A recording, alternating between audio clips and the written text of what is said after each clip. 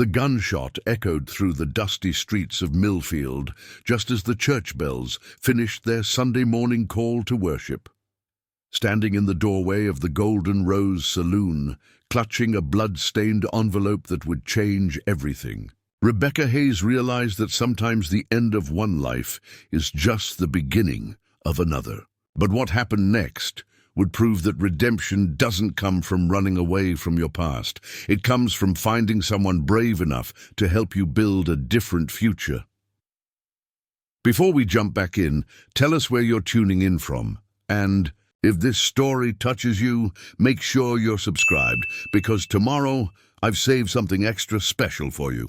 Rebecca Hayes had learned to measure her life in the space between sunset and sunrise.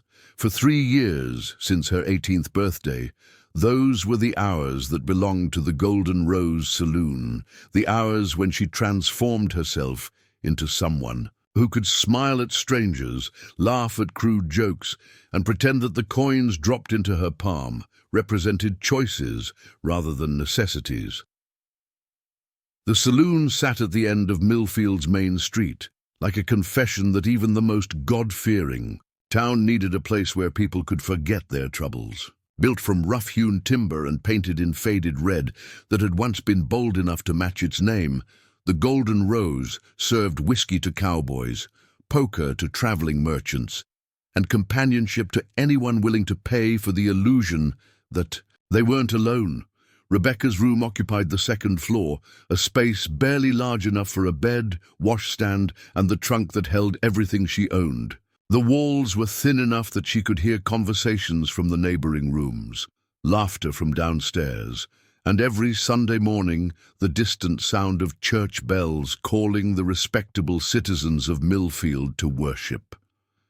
She had arrived in Millfield 3 years earlier, with nothing but the clothes on her back and a determination never to be helpless again. The stagecoach that brought her from Kansas City had also carried her away from a childhood that ended too abruptly when her father's gambling debts resulted in his violent death and her mother's descent into opium and madness. At 15, Rebecca had found herself alone in a world that offered limited options to young women without family connections or financial resources. The Golden Rose had provided what she needed most: immediate employment, shelter, and the kind of work that required no references from previous employers who might ask uncomfortable questions about her background. The arrangement was straightforward. Rebecca served drinks, entertained customers with conversation and card games, and received a percentage of what patrons spent during her company. She danced when the piano player was sober enough to manage a waltz, mediated disputes before they escalated to violence, and maintained the careful balance between friendliness and availability that kept customers returning while protecting her from expectations she wasn't prepared to meet. The work was exhausting and demoralizing, but it was also predictable. Rebecca knew exactly what each day would bring, exactly what was expected of her, exactly how much money she needed to earn to maintain her room and meals. There was security in that predictability, even if it came at the cost of any dreams about different kinds of futures. Millfield itself was a contradiction that Rebecca understood intimately. By day, it was a respectable frontier town where shopkeepers swept their storefronts, mothers walked their children to school, and the Methodist Church on Main Street served as the center of community social life. By night, it became a place where cowboys spent their wages, traveling salesmen sought entertainment far from their wives, and local men indulged appetites they would never acknowledge in daylight. The division was so complete that Rebecca could walk down Main Street during daylight hours and receive polite nods from the same men who had bought her drinks the night before. Everyone understood the rules. What happened at the Golden Rose stayed at the Golden Rose, and respectable society pretended not to notice the source of income that kept several young women fed and housed. Rebecca had adapted to this double life. With the resilience that had carried her through previous hardships, she learned to compartmentalize her existence, maintaining a professional demeanor during working hours while protecting the parts of herself that remained private and untouchable. She read books borrowed from the town library, maintained correspondence with a former teacher who had shown her kindness, and saved every spare coin toward a future that remained undefined but represented escape from her current circumstances. The other girls at the Golden Rose came and went with seasonal regularity. Some found husbands willing to overlook their employment history. Others moved on to larger towns with more opportunities. A few succumbed to the alcohol and laudanum that provided temporary relief from the emotional demands of their work. Rebecca had survived longer than most by maintaining strict personal boundaries and refusing the substances that offered temporary escape at the cost of long-term clarity. Her relationship with Martha Caldwell, the woman who owned and operated the Golden Rose, was complicated by mutual dependence and unspoken understanding. Martha had arrived in Millfield 20 years earlier under circumstances she never discussed, established the Saloon through methods that probably involved more courage than capital, and created employment for young women who had few alternatives. Martha was neither cruel nor kind, but practical in ways that reflected her understanding of the world's limitations and opportunities. She protected her girls from the worst customers, ensured they received medical attention when needed, and maintained the establishment's reputation as a place where men could drink and gamble without fearing violence or robbery. In return, she expected punctuality, professionalism, and loyalty that lasted until someone found a better situation. Rebecca respected Martha's pragmatism while maintaining emotional distance from the older woman's cynical worldview. Martha had accepted her circumstances and built a successful business within them. Rebecca still harbored hopes for something different, though she kept those hopes private and protected them with the same determination that had carried her through 3 years of work that challenged her dignity daily. The routine that governed Rebecca's life had been disrupted only once during her 3 years in Millfield. The previous summer, a traveling preacher named Jonathan Whitmore had conducted a week-long revival meeting in a tent erected on the vacant lot behind the Methodist church.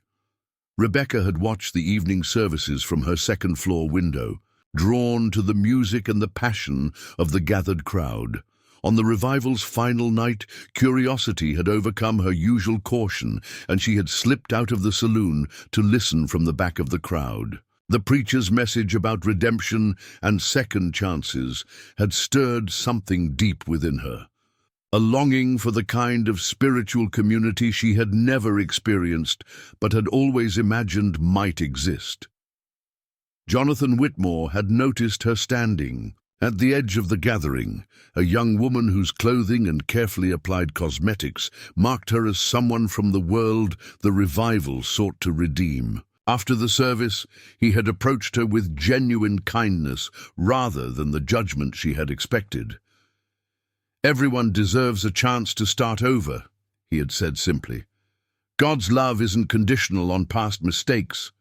The conversation that followed was brief, but it planted seeds that had continued growing during the months after the revival left town. Rebecca began attending early morning services at the Methodist church, arriving late and leaving early to avoid encountering customers from the saloon. She started reading the Bible that Jonathan Whitmore had given her, finding comfort in stories of people who had found redemption despite difficult backgrounds. The church attendance was risky.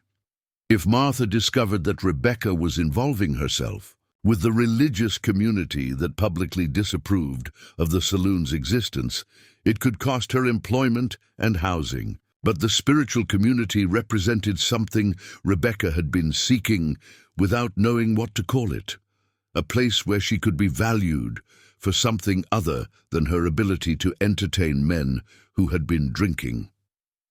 Reverend Samuel Morrison, the Methodist minister, was a man in his 50s whose sermons emphasized practical Christianity and social responsibility. He had noticed Rebecca's presence at services but had never approached her directly, understanding that public acknowledgement might compromise her situation.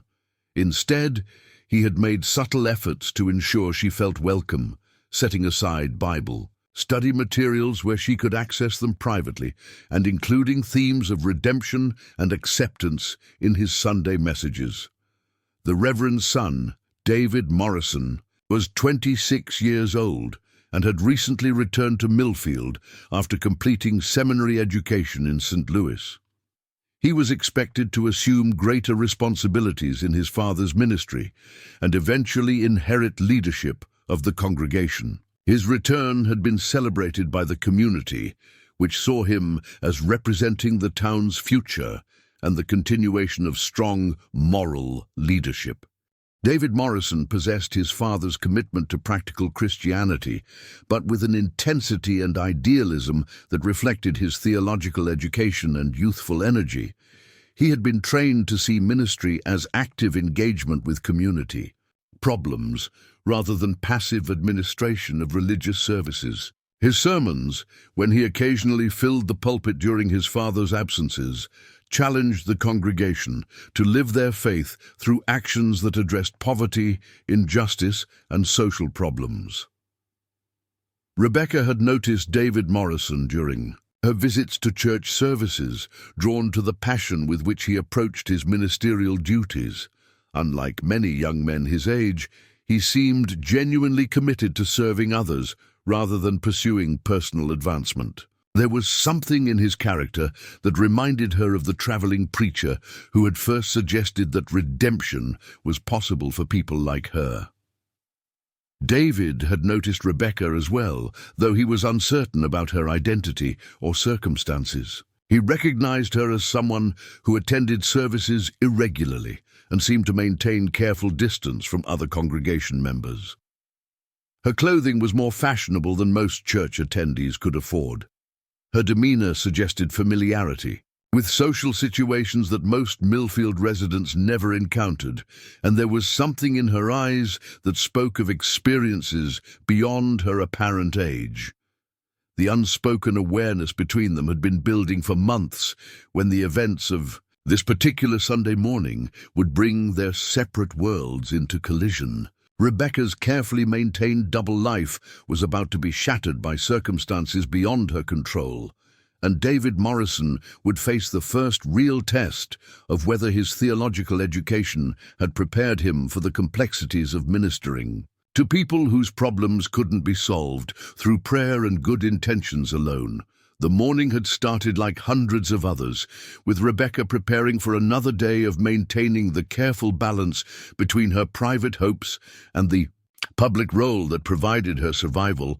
The church bells were calling the faithful to worship as she stood in the doorway of the Golden Rose, unaware that the envelope in her hands contained news that would force her to choose between the security of her current life and the terrifying possibility of something different. What Rebecca couldn't know was that David Morrison had already decided to approach her after that morning's service, to offer assistance if she needed it, and to suggest that God's love extended to everyone, regardless of their circumstances or employment. His father had counseled patience and caution, warning that direct involvement with someone from the Saloon could damage the church's reputation and David's future ministry. But David had inherited his father's commitment to practical Christianity, and he had concluded that faith without action was meaningless. If the gospel message of redemption and second chances meant anything, it had to apply to people who needed redemption most desperately, even if helping them involved risks that more cautious Christians might avoid. The gunshot that would change both their lives was still moments away, but the stage had been set by 3 years of careful observation, growing spiritual hunger, and the kind of moral courage that would soon be tested in ways neither Rebecca nor David could have anticipated. In a town that maintained careful separation between respectability and necessity, between day and night, between salvation and survival, two people were about to discover that sometimes the most important transformations begin at the intersection of impossible circumstances and unexpected grace. Preparing and narrating this story took us a lot of time, so if you are enjoying it, subscribe to our channel. It means a lot to us. Now back to the story. The blood-stained envelope had arrived with the morning mail delivered by Tommy Henderson, the 16-year-old who carried letters and packages throughout Millfield for 50 cents a week, and the privilege of knowing everyone's business before they did. Tommy's usual cheerful demeanor had been replaced by obvious discomfort as he handed Rebecca the letter, his eyes avoiding hers in a way that suggested he knew more about its contents than a mail carrier should. The envelope bore Rebecca's name in handwriting she didn't recognize, with a return address from Kansas City that made her stomach clench with familiar dread. She had left Kansas City 3 years ago, believing she had severed all connections to her previous life. But the weight of the envelope and the dark stains on its edges suggested that the past had finally caught up with her. Inside, she found 2 items that would destroy the careful stability she had built in Millfield. The first was a letter from a lawyer named Harrison Blackwood, written in the formal language that legal professionals used to distance themselves from the human consequences of the information they conveyed. The second was a daguerreotype photograph that she immediately recognized but had hoped never to see again. The letter explained that Rebecca's mother, Catherine Hayes, had died in a Kansas City charity hospital after a prolonged illness brought on by opium addiction and malnutrition. The lawyer had been retained by the hospital to settle her few remaining debts and locate her only surviving relative for burial arrangements. More disturbing was the additional information that Catherine Hayes had been living under the protection of a man named Vincent Carver, who had assumed responsibility for her debts in exchange for services that the lawyer diplomatically declined. To specify, Vincent Carver was a name that brought back memories Rebecca had spent 3 years trying to forget. He had been her father's gambling partner, the man whose rigged card games had accumulated debts that ultimately led to her father's murder. After her father's death, Carver had offered to protect Rebecca and her mother, an offer that came with expectations she was too young to understand, but old enough to fear. Rebecca's flight from Kansas City had been motivated primarily by the need to escape Vincent Carver's protection. She had suspected then that her departure would eventually bring consequences, but she had hoped that time and distance would provide safety. The lawyer's letter made clear that hope had been naive.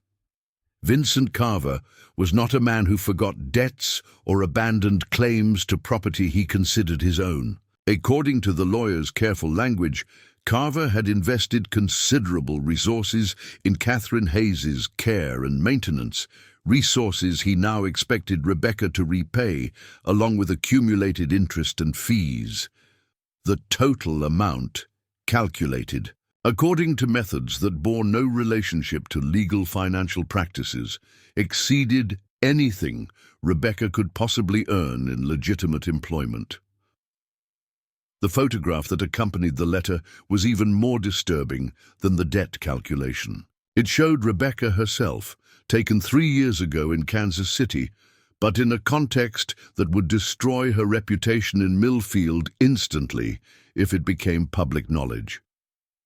The image had been carefully staged to suggest activities that Rebecca had never actually engaged in, but it was convincing enough to serve Vincent Carver's purposes. The implicit message was clear. Rebecca could return to Kansas City voluntarily and resume the relationship with Vincent Carver that she had fled, or he would come to Millfield and publicly expose her background in ways that would make continued residence impossible. Either way, the life she had built as a saloon girl trying to find redemption would be destroyed. Rebecca stood in her small room, holding the two pieces of paper that represented the collapse of everything she had worked to achieve. The church services she had begun attending, the Bible study materials she had been reading, the tentative hope that she might find a different kind of life, all seemed suddenly naive and impossible.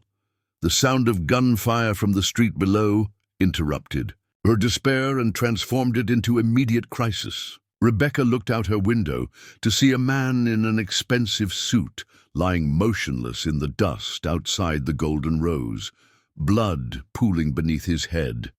Standing over him with a smoking revolver was another well-dressed stranger whose face she recognized. From the daguerreotype as Vincent Carver's associate, a man called Thomas Briggs.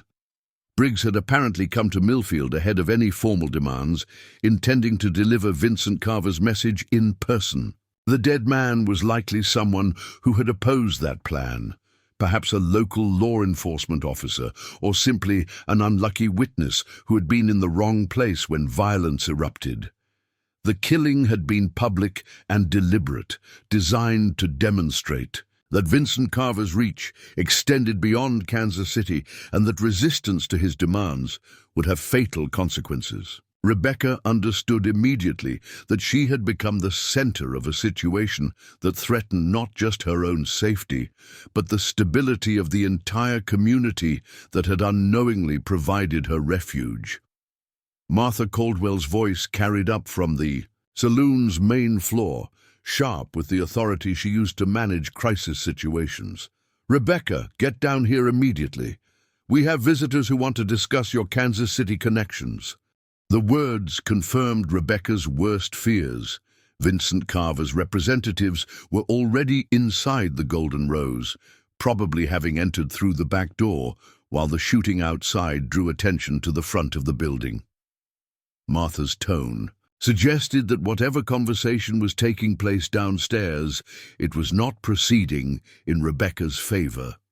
Rebecca quickly gathered the few possessions that mattered most to her: the Bible that Jonathan Whitmore had given her, the letters from her former teacher, the small amount of money she had managed to save, and the legal documents that proved her identity. Everything else would have to be left behind if she hoped to escape before Vincent Carver's men decided that negotiation was unnecessary.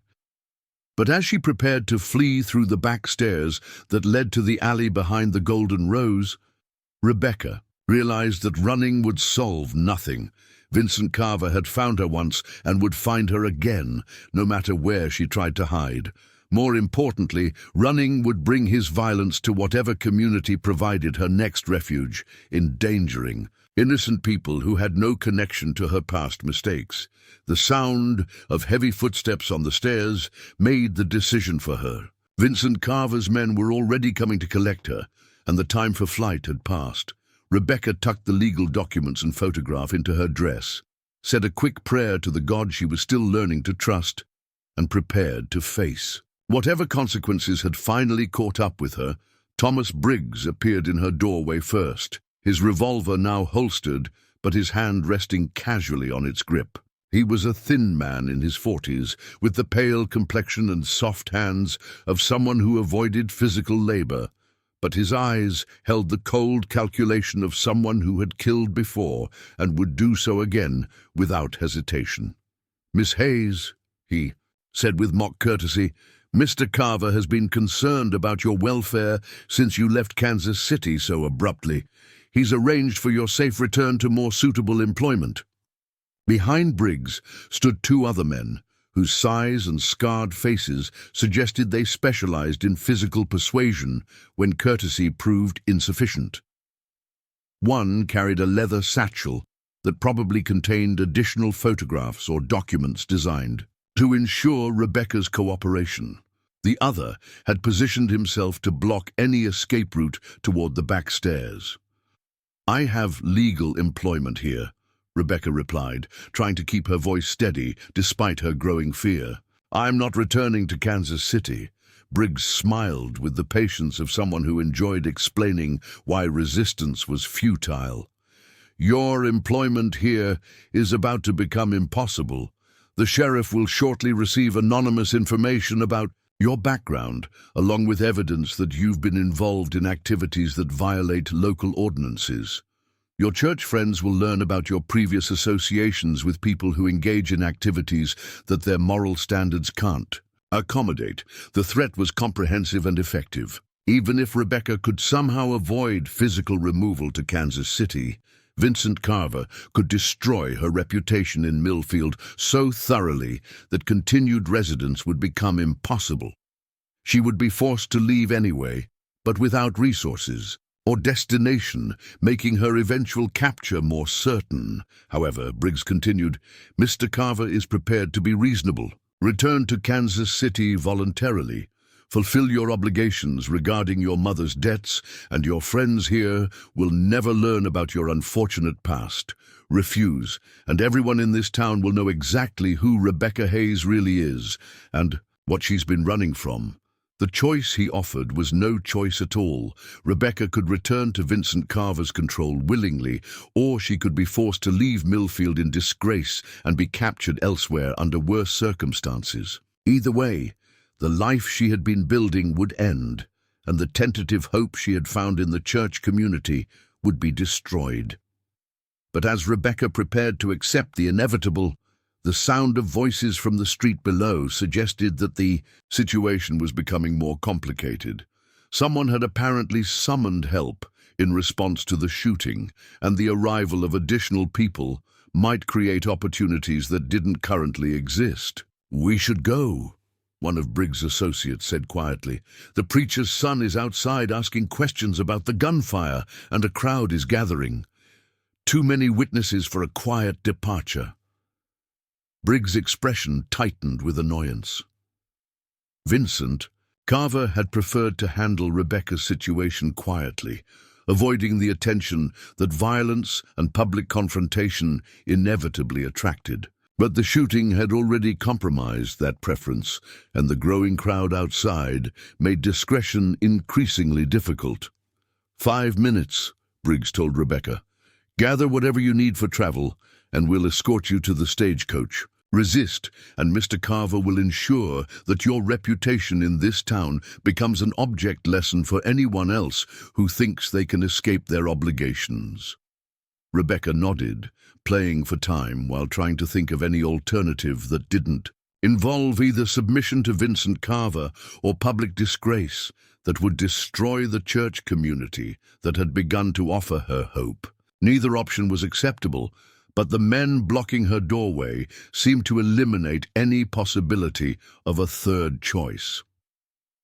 From the street below came the sound of David Morrison's voice, raised in the kind of moral authority that his seminary training had taught him to project when confronting injustice. He was apparently demanding answers about the shooting from anyone who would listen, and his questions were creating exactly the kind of public attention that Vincent Carver's representatives wanted to avoid. "The preacher's son is making noise," the second associate reported after glancing out the window. "Asking why strangers are conducting business at the saloon during church services. Some of the congregation is gathering to support him." For the first time since opening the blood-stained envelope, Rebecca felt a flicker of possibility that didn't involve total defeat. If David Morrison was outside challenging Vincent Carver's men publicly, if members of the church community were becoming involved in whatever was happening at the Golden Rose, then perhaps the careful separation between respectability and necessity that governed Millfield was about to break down in ways that might create unexpected opportunities. The question was whether Rebecca had the courage to trust that the God she had been learning about through Bible study and church services might actually provide the redemption that had seemed like naive hope just moments earlier. The alternative was certain defeat, but reaching for divine intervention required a faith that her experience had never taught her to exercise. Outside, David Morrison's voice grew more insistent, demanding that someone explain why violence had erupted during Sunday morning worship, why strangers were conducting threatening business at the saloon, and whether the sheriff had been notified about the shooting. His questions were drawing more attention from townspeople who had been walking to church when the gunfire interrupted their Sunday routine. Rebecca realized that the next few minutes would determine not just her own fate, but the kind of person she chose to be when facing impossible circumstances. She could submit to Vincent Carver's control and protect the church community from learning about her background, or she could trust that the redemption David Morrison preached about was real, enough to survive the revelation of who she had been before coming to Millfield. The choice required more faith than Rebecca had ever exercised. But as Thomas Briggs checked his pocket watch and prepared to end the brief respite he had allowed, she made a decision that would transform not just her own life, but the entire character of the community that had unknowingly provided her refuge. For 3 years, Rebecca's decision crystallized in the space of a heartbeat. Instead of gathering her belongings for forced departure, she moved to her window and called down to the street where David Morrison stood, questioning the growing crowd about the shooting. "David Morrison!" Her voice carried the desperate authority of someone who had nothing left to lose. "I need to speak with you about what's happening here." The effect was immediate and transformative. Every conversation on the street stopped as the respectable citizens of Millfield realized that someone from the Golden Rose was publicly addressing the preacher's son by name. The careful boundary between day and night, between salvation and survival, had just been shattered by a woman whose reputation depended on maintaining that separation. Thomas Briggs lunged toward the window to prevent further communication, but Rebecca had already accomplished what she needed. David Morrison was looking up at her with recognition and concern, his theological training apparently including preparation for moments when ministry required engagement with uncomfortable realities. "Miss Hayes," David called back, his voice projecting the calm authority he had learned from years of watching his father manage crisis situations. "Whatever's happening here, there are people willing to help if you need assistance." The public exchange transformed the situation for everyone involved. Rebecca had revealed her acquaintance with the minister's family, suggesting connections to the respectable community that Vincent Carver's representatives hadn't anticipated. David Morrison had acknowledged her by name, implying a relationship that would make her public disgrace reflect on the church's judgment and reputation. "This complicates things," Briggs muttered to his associates. Vincent Carver had specifically instructed them to avoid creating situations that would draw attention from religious leaders or law enforcement. A public confrontation with the preacher's son, witnessed by church members, was exactly what their employer had wanted to prevent, but Rebecca's desperate gambit had also exposed her to consequences she couldn't control. By publicly connecting herself to David Morrison, she had made the church community's reaction to her background a factor in whatever happened next. If the congregation rejected her after learning about her past, David's offer of help would become meaningless, and her situation would be worse than before. "You've made a serious mistake," Briggs told her quietly. "Mr. Carver specifically warned against involving respectable people in your problems. Now they'll learn exactly what kind of woman you are, and their reaction will demonstrate why you belong back in Kansas City." From the street below, Sheriff William Parker's voice added a new dimension to the crisis. Parker had arrived in response to reports of gunfire, and his questions about the dead man lying outside the Golden Rose were creating exactly the kind of official attention that Vincent Carver's operation couldn't afford. "Anyone want to explain why there's a dead stranger in front of the saloon during Sunday morning services?"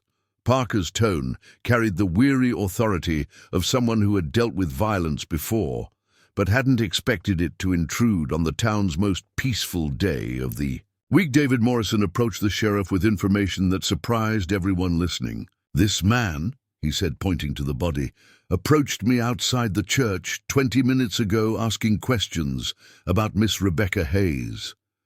Wanted to know about her church attendance, her connections to respectable families, whether she had friends who might interfere with business he needed to conduct. The revelation that the dead man had been gathering intelligence about Rebecca's community connections before the shooting suggested premeditation that made the violence more serious than a simple dispute over gambling debts or business disagreements. When I told him that Miss Hayes was under the protection of Christian Charity, David continued, he laughed and said that Christian Charity wouldn't matter once people learned what she'd been running from. Then he walked toward the saloon, and I heard gunfire a few minutes later. Sheriff Parker's expression grew more serious as he processed the implications. A stranger conducting surveillance on local residents, followed immediately by violence, suggested organized criminal activity that threatened the community's safety beyond whatever personal problems Rebecca might be experiencing. Miss Hayes, Parker called up to her window. I need to hear your version of what's been happening here, and I need to know why strangers are asking questions about your background and making threats about your future. Rebecca realized that her desperate appeal to David Morrison had created an opportunity she hadn't anticipated. Instead of being forced to choose between submission to Vincent Carver and private disgrace that would drive her from town, she now faced the possibility of explaining her situation publicly and trusting the community's reaction to determine her fate.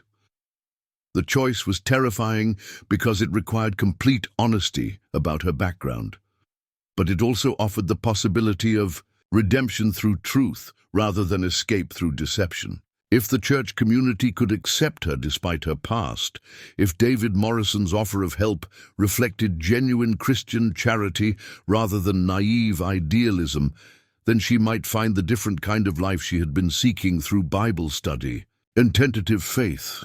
I'll come down, Rebecca said loudly enough for everyone on the street to hear. But first, these men need to leave town immediately, and Sheriff Parker needs to understand that they're here to force me back to Kansas City against my will. Briggs stepped closer to her with his hand on his gun. You're not discussing private business with local authorities. Mr. Carver's arrangements with you don't concern people who aren't involved. But Rebecca had moved beyond the fear that had controlled her decisions for 3 years. If she was going to trust God for redemption, if David Morrison's Christianity extended to helping people whose problems were complicated and dangerous, then she needed to demonstrate faith by acting as if those possibilities were real. Sheriff Parker, she called down, ignoring Briggs' threats. These men killed someone to prevent him from interfering with their plan to kidnap me. They have photographs and documents they're using for blackmail, and they work for a man in Kansas City who considers me his property. The public accusation transformed the situation from a personal dispute into a criminal matter that Sheriff Parker couldn't ignore, even if he had been inclined to avoid involvement in problems between a saloon girl and her former associates. Allegations of murder and kidnapping required official investigation. Ma'am, you need to come down here and make a formal statement, Parker said, and you gentlemen need to remain available for questioning about the deceased and these allegations. Thomas Briggs realized that the careful plan Vincent Carver had devised for Rebecca's quiet retrieval had collapsed into exactly the kind of public confrontation they had hoped to avoid. Local law enforcement was now involved. Witnesses were gathering evidence, and the preacher's son was treating the situation as a matter of Christian duty rather than an unfortunate business dispute. We have legal documentation proving Miss Hayes owes substantial debts to Mr. Carver, Briggs said, attempting to reframe the situation. We came here to collect those debts peacefully, but she's making false accusations to avoid her financial obligations. David Morrison stepped forward with the kind of moral authority his seminary training had taught him to project when confronting obvious injustice. Legal debts don't justify threats, violence, or forcing anyone to leave their home against their will. If Mr. Carver has legitimate financial claims, he can pursue them through proper legal channels. The confrontation between David Morrison's idealistic Christianity and Thomas Briggs's practical criminality was drawing more attention from townspeople who had been walking to church when violence interrupted their Sunday routine. Members of the Methodist congregation were gathering to support their young minister, while customers from the Golden Rose were watching from windows and doorways. Rebecca realized that her desperate gambit had created a situation where the entire community would witness whether Christian redemption was real enough to protect someone whose background challenged their moral comfort. The test would determine not just her own fate, but the authenticity of the faith she had been learning to trust. "I'm coming down," she announced, tucking the legal documents and photograph into her dress, where they would be protected but accessible if needed. "Sheriff Parker can read the documents these men brought, and everyone can decide whether Christian charity extends to people who've made mistakes they're trying to escape." As Rebecca prepared to leave her room and face whatever consequences awaited her on the street, she realized that the next few minutes would determine whether the God she had been learning about through Bible study was real enough to provide the redemption that had seemed like impossible hope just an hour earlier. The sound of additional voices from the street suggested that more people were arriving to witness whatever resolution would emerge from the confrontation. Martha Caldwell's voice carried from the saloon's main floor, probably trying to minimize damage to her establishment's reputation. Other business owners were emerging from their shops to investigate the disturbance that was disrupting the town's peaceful Sunday morning.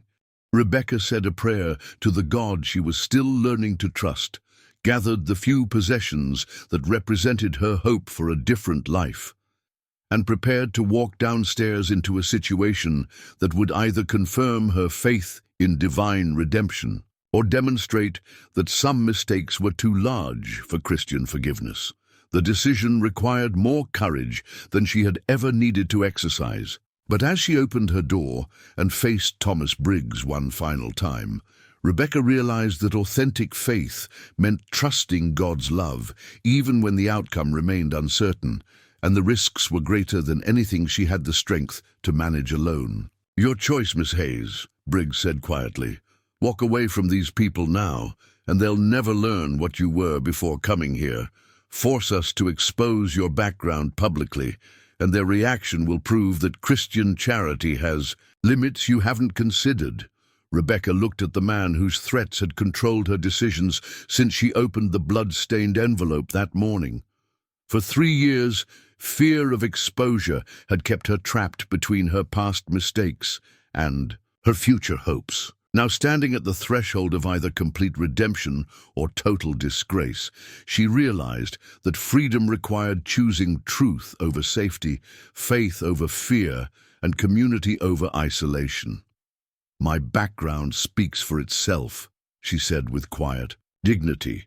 "But my future starts with trusting that God's love is stronger than human judgment, and that Christian redemption means something more than protecting people who've never needed redemption." As Rebecca walked toward the stairs that would take her into the street where her fate would be determined, she carried with her the desperate hope that David Morrison's faith was authentic enough to survive the revelation of who she had been, and that the community's Christianity extended to people whose problems were complicated by violence, criminality, and moral choices that respectable people never faced. The next few minutes would test whether the gospel message of redemption and second chances meant anything when applied to situations that challenged the community's comfort and safety. Rebecca was about to discover whether her tentative faith in divine love could survive its first real test, or whether some backgrounds were too damaged for Christian forgiveness to repair. Rebecca descended the narrow stairs from her room with the measured pace of someone walking toward either salvation or destruction. Each step echoed through the Golden Rose's main floor, where Martha Caldwell stood behind the bar with the rigid composure she maintained during crisis situations. The older woman's face revealed nothing, but her positioning near the cash drawer and loaded shotgun suggested she was prepared for whatever violence might follow Rebecca's public accusations. The saloon's main room had been transformed by the morning's events. What was usually a place of carefully controlled entertainment now felt like a courtroom where Rebecca's entire life would be examined by people whose judgment would determine her future. Thomas Briggs and his associates had positioned themselves near the front entrance, blocking any retreat while maintaining sightlines to the windows where Sheriff Parker and the growing crowd waited. "Last opportunity to reconsider," Briggs said quietly as Rebecca reached the bottom of the stairs. "Walk out the back door now, and your church friends never have to learn what kind of woman they've been trying to save." Rebecca paused, considering the offer one final time. Vincent Carver's representative was providing her with the choice she had thought was lost: escape without public disgrace, flight without community rejection, survival without the test of whether Christian redemption extended to people whose backgrounds challenged moral comfort zones. But 3 years of hiding had taught Rebecca that running only postponed consequences rather than eliminating them. Vincent Carver had found her once and would find her again, no matter where she tried to build a new life. More importantly, fleeing would mean abandoning the tentative hope she had found in Bible study and church attendance, the possibility that she might be valued for something other than her ability to entertain men who had been drinking. "My future starts with telling the truth," Rebecca said, walking toward the front door with determination that surprised everyone watching, including herself. "If God's love is conditional on having an acceptable past, then it's not the kind of love I've been reading about in Scripture." She pushed through the saloon's batwing doors into brilliant Sunday morning sunlight that illuminated a scene unlike anything Millfield had witnessed during its 15 years of existence. Main Street had been transformed into an impromptu town meeting where respectable citizens stood shoulder to shoulder with customers from the Golden Rose, where members of the Methodist congregation faced people whose existence they usually pretended not to notice. Sheriff Parker approached Rebecca with the professional courtesy he extended to all citizens, regardless of their employment or reputation. "Miss Hayes, I need you to identify these men and explain their connection to the deceased. Are you willing to make a formal statement about what's been happening here?" The question represented more than a request for information. Parker was asking whether Rebecca trusted the community's justice system enough to place her safety in the hands of people who might decide that a saloon girl's problems weren't worth their protection. Her answer would determine whether Millfield's legal authority extended to people whose lives challenged the town's moral boundaries. "These men work for Vincent Carver in Kansas City," Rebecca said clearly enough for everyone gathered to hear. "They came here to force me to return with them, using threats and blackmail to ensure my cooperation. When someone tried to interfere with their plan, they killed him." David Morrison stepped forward with the kind of moral authority his seminary training had taught him to project when defending the vulnerable against oppression. "Miss Hayes, you mentioned blackmail. What kind of threats were these men making?" The question cut to the heart of Rebecca's dilemma. Explaining Vincent Carver's threats would require revealing the background she had spent 3 years hiding, exposing the community to knowledge that might destroy their willingness to help her. But refusing to answer would leave David Morrison unable to understand the full scope of what he was offering to protect. Rebecca reached into her dress and withdrew the legal documents and photograph that had arrived with the morning mail. "They brought these to demonstrate that resistance would result in public exposure of my background before coming to Millfield." She handed the materials to David Morrison, watching his face as he examined evidence that would either confirm his faith in redemption or reveal the limits of Christian charity. The photograph was particularly damaging, carefully staged to suggest activities that would destroy Rebecca's reputation, even among people who understood the economic necessities that drove young women to employment at places like the Golden Rose. David studied the materials with the careful attention he brought to theological questions, his expression remaining compassionate despite the disturbing nature of what he was examining. When he looked up, his eyes held sadness for what Rebecca had endured rather than judgment about the choices she had made. These documents suggest you were forced into circumstances no one should have to face, David said, his voice carrying across the street to everyone listening. They also suggest that Vincent Carver considers you his property, which is a claim that no Christian community can recognize or support. The response was more supportive than Rebecca had dared hope, but it also exposed David Morrison to community judgment about his willingness to associate with someone whose background challenged conventional moral standards. His public defense of her could damage his own reputation and future ministry if the congregation decided that redemption had limits that Rebecca's past exceeded.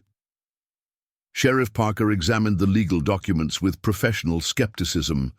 These debt calculations don't correspond to any legitimate financial practices I recognize.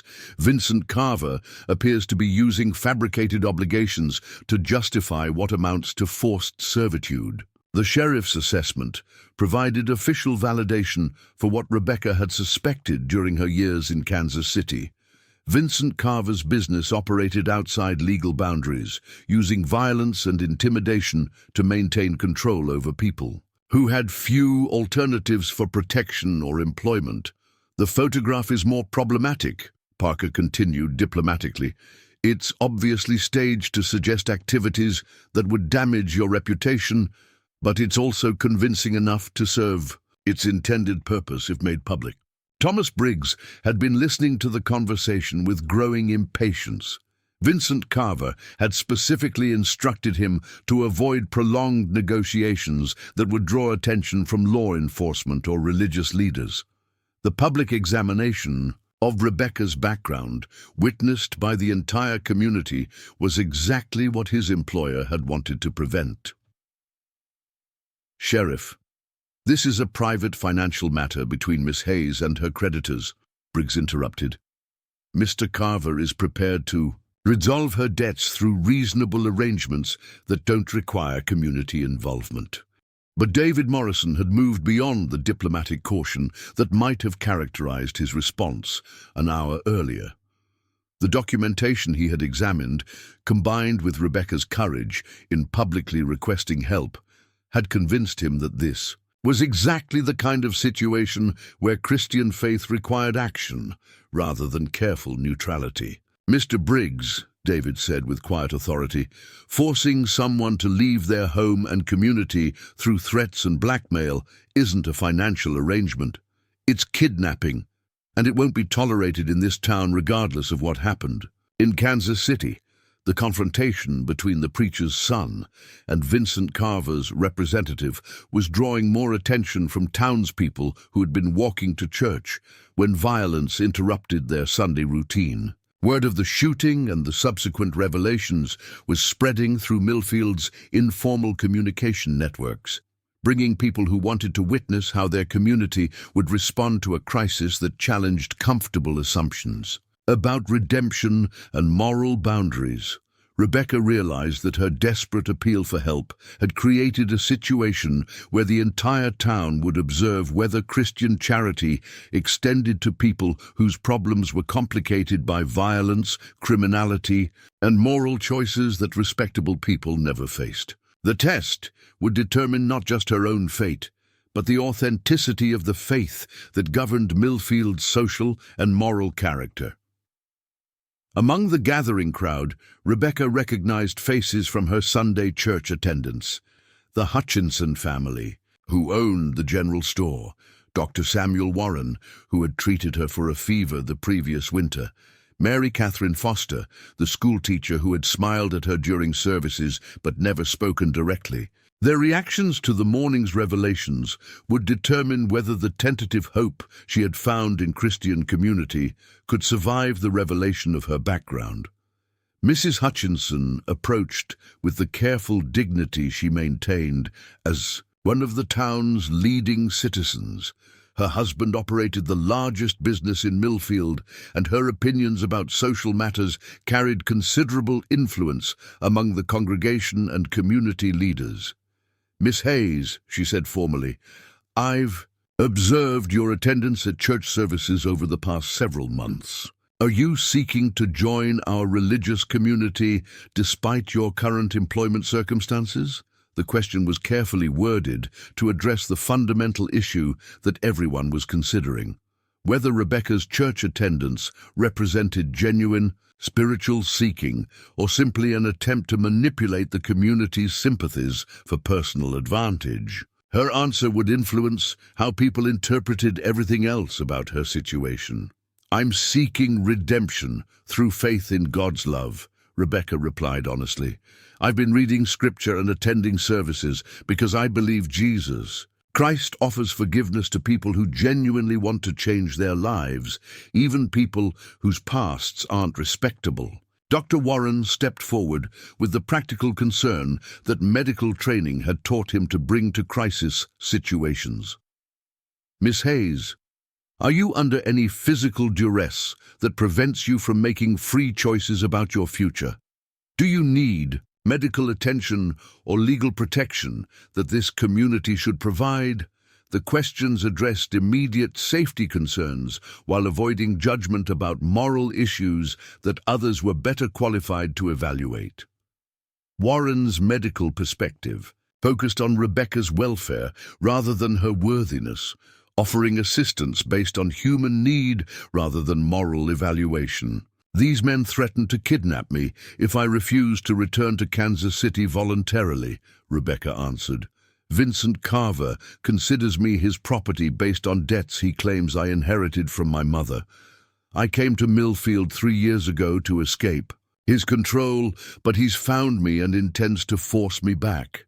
Mary Catherine Foster approached with the systematic thinking she brought to educational challenges in her classroom. As the school teacher, she was accustomed to helping people learn and change, and her perspective focused on possibilities for future development rather than limitations imposed by past mistakes. "Miss Hayes, what kind of life are you hoping to build if you remain in Millfield? Do you have plans for different employment, education, or training that would enable you to support yourself independently?" The question addressed practical realities that would determine whether Rebecca's desire for redemption could translate into sustainable change. Even if the community accepted her despite her background, she would need realistic alternatives to saloon work if she hoped to build the different kind of life she was seeking. "I've been teaching myself to read and write better, using books from the library," Rebecca replied. "I can keep accounts, organize household management, and I'm willing to learn any honest work that would enable me to support myself while contributing to the community." The response demonstrated that Rebecca had been preparing for a different life, rather than simply hoping to escape her current circumstances without effort or change. Her practical approach to developing new skills suggested genuine commitment to transformation rather than naive expectations about the ease of starting over. As the conversation continued, Thomas Briggs realized that his employer's careful plan for Rebecca's quiet retrieval had evolved into exactly the kind of public confrontation that Vincent Carver's operation couldn't afford. Local law enforcement was treating the situation as a criminal matter. Religious leaders were framing it as a test of Christian charity. Community members were discussing it as a question of civic responsibility. "Mr. Carver won't tolerate this kind of interference," Briggs warned, his hand moving closer to his weapon. "Miss Hayes belongs to him legally, and he'll use whatever methods are necessary to collect his property." But David Morrison had moved beyond the diplomatic approach.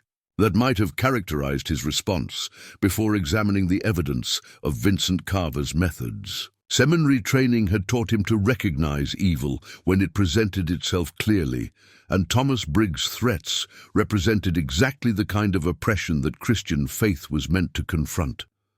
"Miss Hayes belongs to God, not to Vincent Carver," David replied with quiet conviction, "and this community will protect her right to make free choices about her future, regardless of what arrangements someone in Kansas City thinks he can enforce through violence." The declaration represented more than personal support for Rebecca.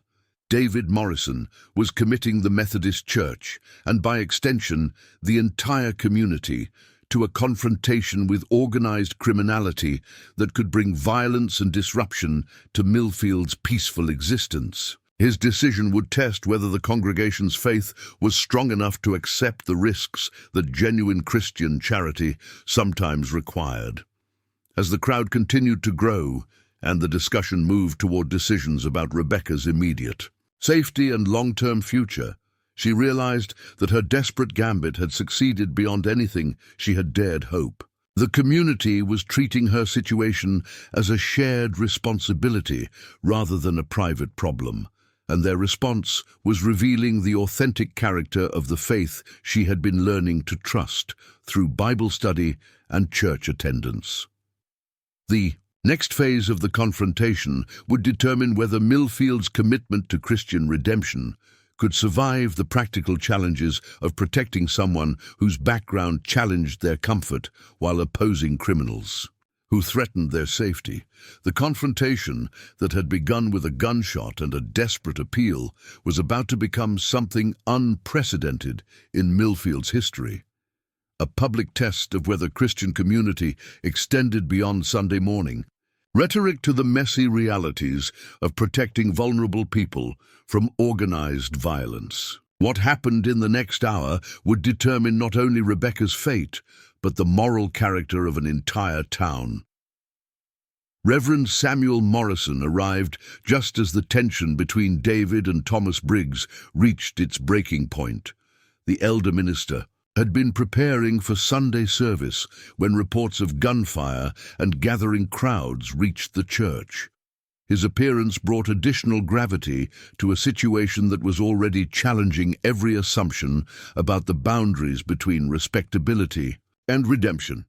"David," Reverend Morrison said quietly, approaching his son with the careful authority he had developed through 25 years of pastoral experience, "perhaps we should discuss this matter privately before making commitments that could affect the entire congregation." The suggestion was diplomatically phrased, but everyone listening understood its implications. Reverend Morrison was offering his son an opportunity to reconsider his public defense of Rebecca before the situation escalated beyond the family's ability to control its consequences for their ministry and the church's reputation. David looked at his father with respect that didn't diminish his resolve. Seminary training had taught him to value wisdom from experienced ministers, but it had also taught him to recognize moments when faith required action despite risks and complications that cautious people might prefer to avoid. "Father, this is exactly the kind of situation where our Christian faith means something practical, or it means nothing at all," David replied. "Miss Hayes is being threatened with kidnapping and forced servitude by criminals who've already committed murder. Either we protect people who need protection, or we admit that our Christianity only extends to people whose problems don't challenge our comfort." The exchange between father and son was being witnessed by the entire community, creating a public dialogue about the practical meaning of Christian charity that would influence Millfield's moral character for years to come. Reverend Morrison's response would indicate whether the church leadership supported idealistic courage or pragmatic caution when faith collided with dangerous realities. Before Reverend Morrison could answer, the situation was complicated by the arrival of Judge Harrison Blackwood, the traveling circuit judge who held court in Millfield once monthly and happened to be in town for scheduled hearings.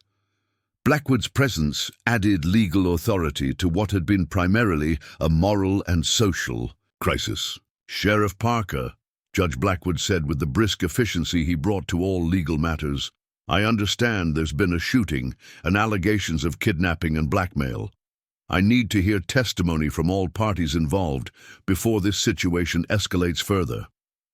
The judge's intervention transformed Rebecca's crisis into an official legal proceeding that would require evidence, testimony, and formal decisions about criminal charges and protective orders. Thomas Briggs could no longer treat the situation as a private dispute that could be resolved through intimidation and negotiation outside legal channels. "Your Honor," Briggs said with forced courtesy, "this is a private financial matter between Miss Hayes and her creditors in Kansas City. Local authorities have no jurisdiction over legitimate debt collection activities."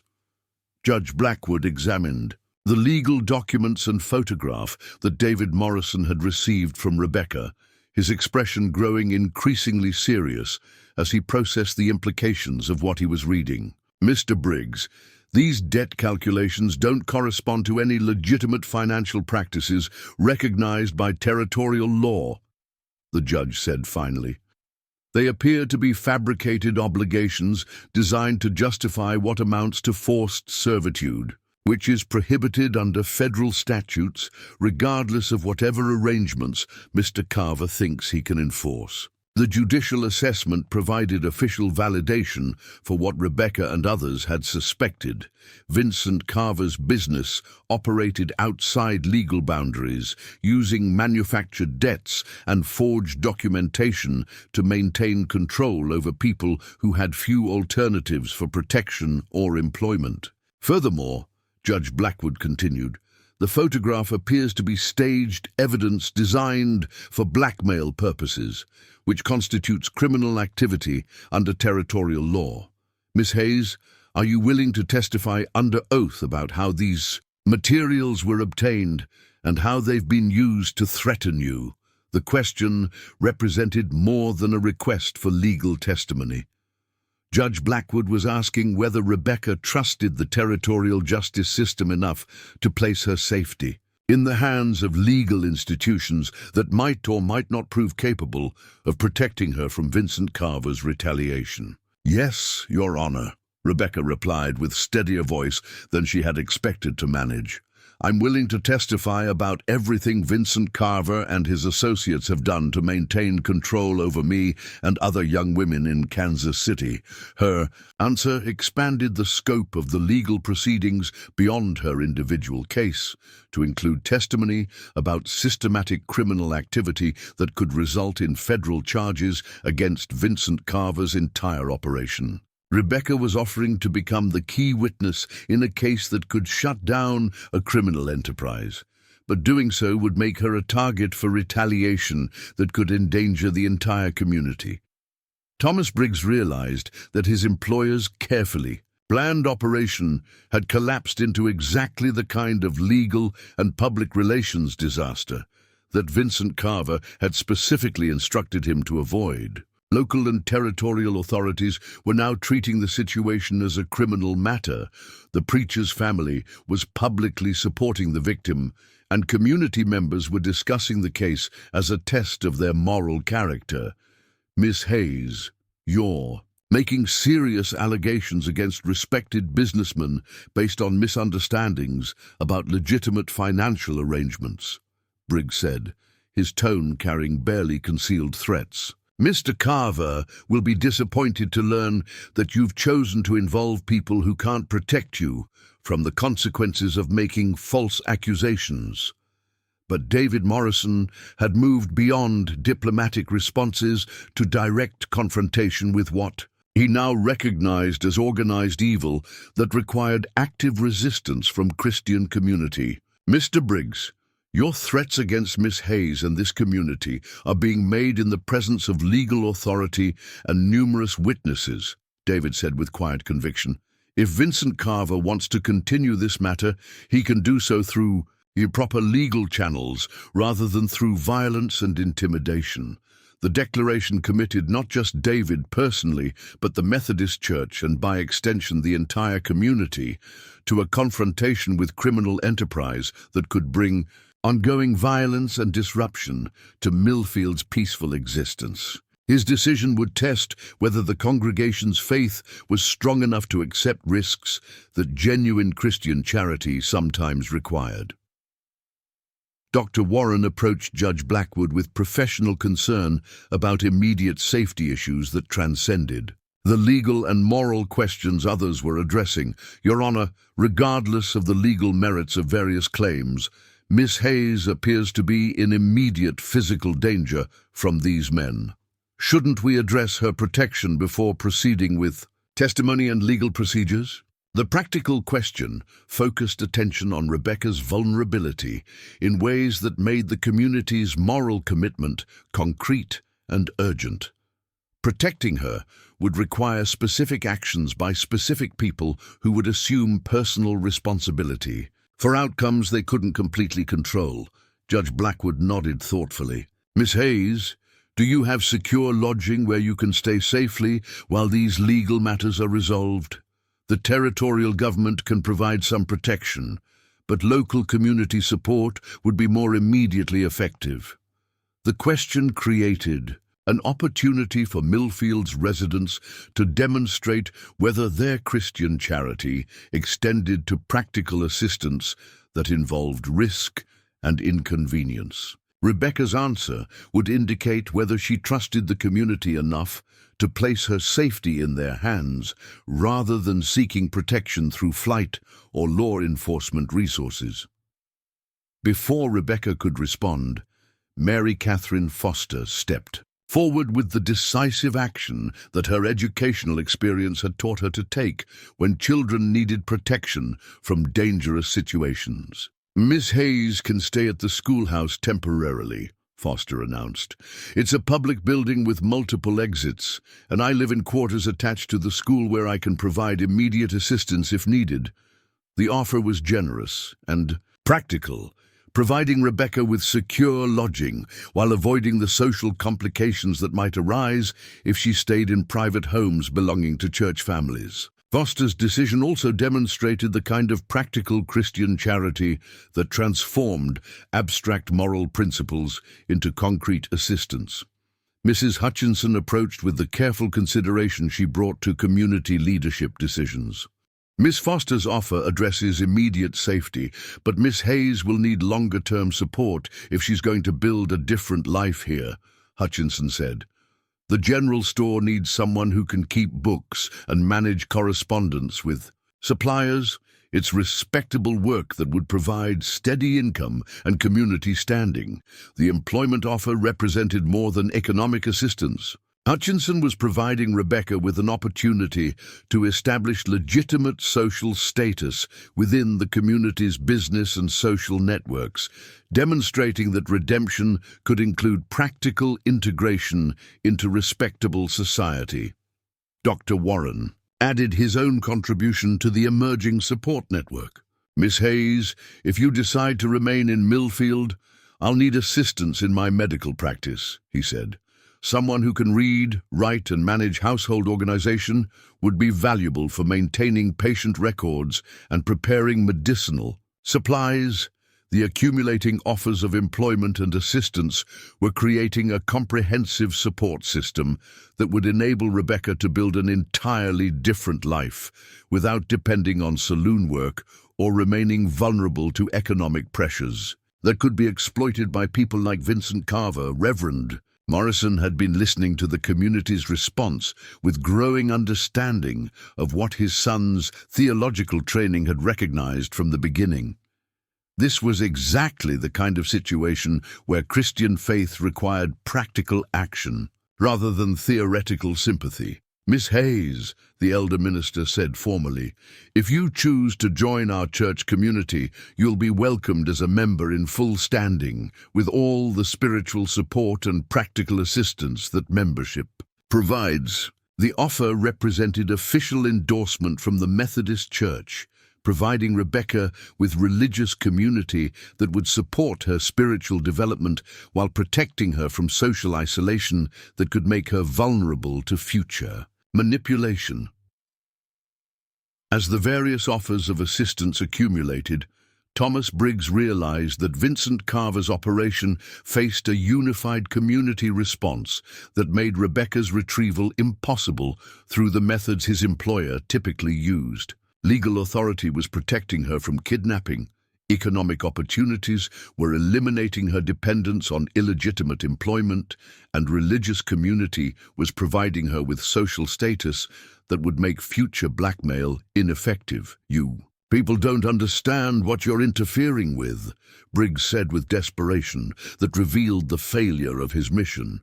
Vincent Carver doesn't accept defeat, and he doesn't forget people who cost him money or property.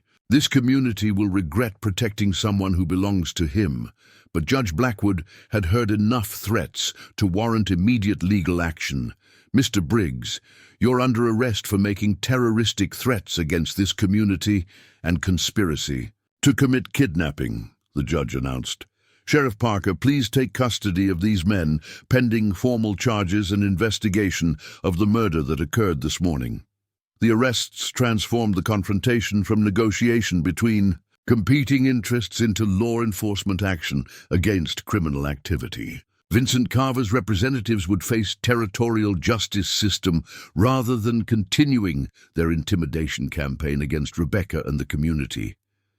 As Sheriff Parker placed Thomas Briggs and his associates under arrest, Rebecca realized that her desperate appeal for help had succeeded beyond anything she had dared hope. The community had not only accepted her despite her background, but had organized comprehensive support that would enable her to build the different kind of life she had been seeking through Bible study and tentative faith. David Morrison approached her with the quiet satisfaction of someone whose theological convictions had been tested and proven authentic under pressure. "Miss Hayes, welcome to the family," he said simply. "Your past is forgiven, and your future starts with whatever you choose to make of the opportunities this community is offering." The words represented more than personal acceptance. David Morrison was confirming that Christian redemption extended to people whose backgrounds challenged moral comfort zones, and that faith community meant practical support for transformation rather than theoretical sympathy for suffering. As the crowd began to disperse, and arrangements were made for Rebecca's immediate safety and long-term integration into Millfield's social and economic life, she realized that the morning's crisis had revealed something profound about the nature of divine love and human community. Redemption wasn't something she had to earn through perfect behavior, but something she could accept through faith in God's grace and trust in people who were willing to risk their comfort to protect the vulnerable. The test of faith had been passed not just by Rebecca, but by an entire community that had discovered the practical meaning of Christian charity.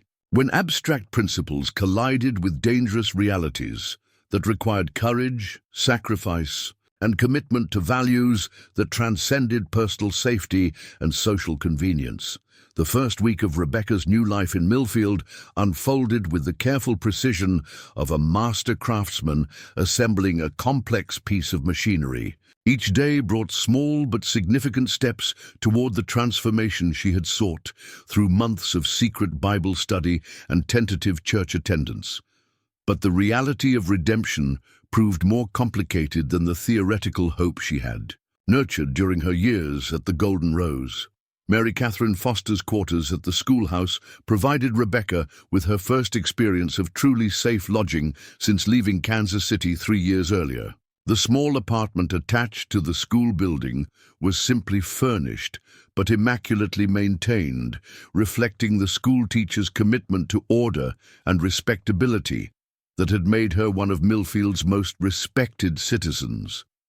"The most important thing," Foster explained, as she showed Rebecca the daily routines that would govern her temporary residence, is establishing patterns that demonstrate your commitment to building a different kind of life. The community needs to see consistency in your behavior before they'll fully accept that your transformation is genuine. The advice was practical and necessary. Despite the dramatic support Rebecca had received during the confrontation with Vincent, Carver's men, some townspeople, remained skeptical about whether someone with her background could successfully transition to respectable society. Her daily conduct would be observed and evaluated by neighbors who wanted to believe in redemption, but needed evidence that Christian charity hadn't been misplaced. Rebecca's first challenge came from an unexpected source. The other women who worked at the Golden Rose.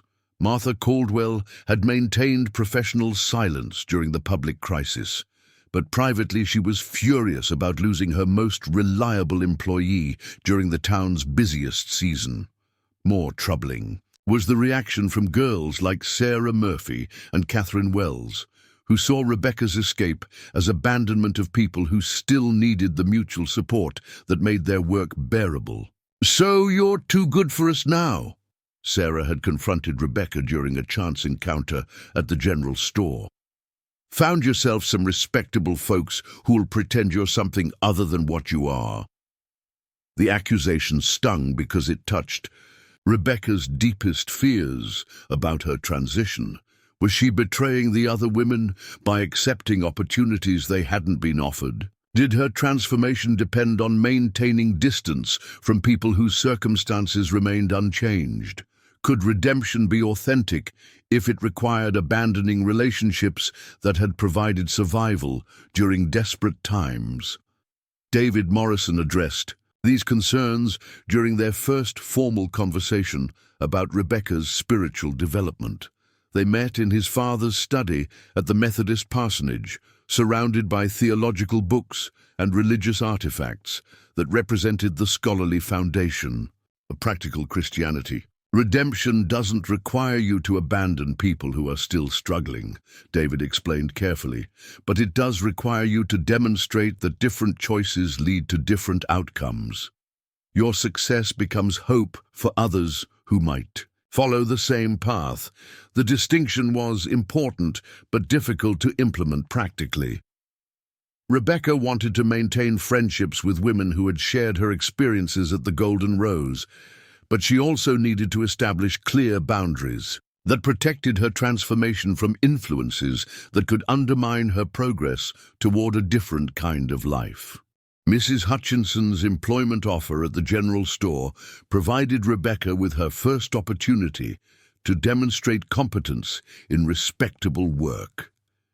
The position required skills that seemed simple, but proved more complex than anticipated: maintaining accurate records of inventory and sales, corresponding with suppliers in other territories, managing customer relationships that involved social dynamics she had never navigated outside the saloon context. "Bookkeeping is about more than numbers," Hutchinson explained during Rebecca's first week of training.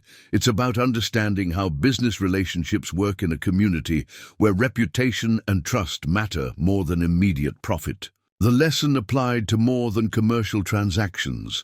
Rebecca was learning to navigate social relationships where long-term reputation mattered more than immediate accommodation, where consistency over time carried more weight than dramatic gestures, where respect was earned through accumulated evidence rather than granted based on momentary impressions. Dr. Warren's medical practice provided additional opportunities for Rebecca to develop skills that would establish her permanent value to the community. Her work preparing medicines and maintaining patient records required precision and confidentiality that challenged her in ways different from but complementary to her business training with the Hutchinsons. Medical work teaches you about human nature, Warren observed as Rebecca learned to prepare laudanum solutions and organize patient documentation. People are most honest about themselves when they're worried about their health or the health of people they love. The insight proved relevant to Rebecca's own situation. Her transformation from saloon employee to respectable community member was proceeding successfully, but the process revealed aspects of human nature that challenged her developing faith in ways she hadn't anticipated. Some community members supported her transition with generous enthusiasm that made her feel guilty about accepting help she couldn't immediately reciprocate. Others maintained polite distance that suggested they were willing to tolerate her presence, but remained skeptical about her permanent place in respectable society. A few expressed active hostility that reminded her that Christian charity had limits not everyone chose to exceed. The most difficult opposition came from families whose sons had been customers at the Golden Rose. Mrs. Elizabeth Hartwell approached Rebecca outside the general store with the kind of controlled anger that respectable women used to address situations they couldn't resolve through direct confrontation. "Miss Hayes, my son Benjamin spent considerable money at your establishment over the past 2 years," Hartwell said with icy politeness. "Money that should have been saved for his future marriage and family responsibilities.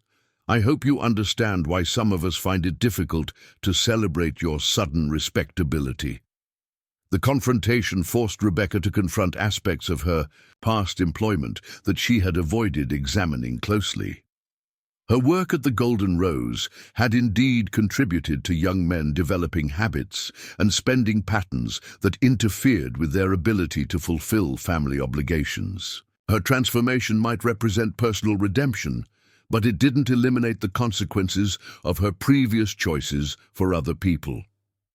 David Morrison helped her process these complications during their weekly Bible study sessions. They met Tuesday evenings in the church sanctuary, working through scripture passages that addressed themes of forgiveness, redemption, and the relationship between personal transformation and social responsibility. Forgiveness doesn't eliminate consequences, David explained as they studied Paul's letters about his transformation from persecutor to apostle. But it does mean that past mistakes don't define future possibilities. Your responsibility now is to live in ways that demonstrate the authenticity of your change. The theological framework provided Rebecca with intellectual understanding of her situation, but emotional acceptance remained more challenging. Guilt about her past choices competed with gratitude for present opportunities, creating internal conflicts that threatened to undermine the confidence she needed to succeed in her new circumstances. The resolution came through an unexpected source. Jonathan Whitmore, the traveling preacher whose revival meeting had first introduced Rebecca to the possibility of redemption. Whitmore returned to Millfield for a follow-up visit 6 weeks after the confrontation with Vincent Carver's men, and his presence provided Rebecca with an opportunity to discuss her transformation with someone who understood both her spiritual journey and the practical challenges of building a new life after dramatic conversion. "The hardest part of redemption," Whitmore observed during their private conversation, "isn't convincing God to forgive you. It's learning to forgive yourself and accept that divine love doesn't require perfect understanding of every consequence before it becomes effective." The insight helped Rebecca develop a more balanced perspective on her transition. She couldn't undo the effects her saloon work had on young men like Benjamin Hartwell, but she could demonstrate through her present choices that different decisions led to different outcomes. Her transformation could serve as evidence that change was possible rather than proof that past mistakes were insignificant. By autumn, Rebecca's integration into Millfield's social and economic life had progressed far enough that few people questioned her permanent place in the community. Her work at the general store and medical practice had established her as a competent and reliable employee. Her church attendance and Bible study participation demonstrated genuine spiritual commitment. Her housing arrangement with Mary Catherine Foster provided respectability while avoiding social complications that might arise from more intimate living situations. But the most significant development in Rebecca's new life was her evolving relationship with David Morrison. What had begun as ministerial counseling gradually developed into personal friendship, based on shared interests in theology, literature, and social reform that extended beyond the spiritual guidance appropriate to pastoral relationships. There, conversations during Tuesday evening Bible study sessions increasingly focused on topics that interested them both, rather than scripture passages specifically relevant to Rebecca's spiritual development. David discovered that Rebecca's experiences had given her insights into social problems that his seminary education had addressed theoretically, but that she understood practically. Rebecca found in David someone whose intellectual curiosity and moral commitment provided the kind of companionship she had never experienced with men whose primary interest was entertainment she could provide. The relationship remained carefully proper according to the standards that governed interactions between respectable single people, but the emotional connection between them was becoming obvious to anyone who observed their conversations during church services and community gatherings. Their mutual attraction was complicated by questions about whether David's ministerial career could survive marriage to someone with Rebecca's background, and whether Rebecca's transformation was complete enough to support the kind of partnership that ministerial families required. These concerns were addressed directly when Reverend Morrison requested a private conversation with Rebecca about her intentions regarding his son's future. The elder minister approached the topic with pastoral sensitivity, but his questions reflected genuine concern about how Rebecca's background might affect David's ministry and the church's reputation. "Miss Hayes, I've observed the friendship developing between you and David," Reverend Morrison said diplomatically. "I want you to understand that ministerial families face scrutiny that other couples don't experience. David's wife will be expected to serve the community in ways that require social acceptance that might be difficult for someone with your background to achieve." The conversation was uncomfortable but necessary. Rebecca needed to understand that marrying David would involve more than personal happiness. It would affect his professional future and the church's ability to serve the community effectively. Her decision about pursuing the relationship would need to consider consequences that extended beyond her individual desires. "I understand your concerns, Reverend Morrison," Rebecca replied carefully. "I've been wondering the same things about whether my past makes me unsuitable for the kind of partnership David needs. I don't want my transformation to become a burden that limits his ministry."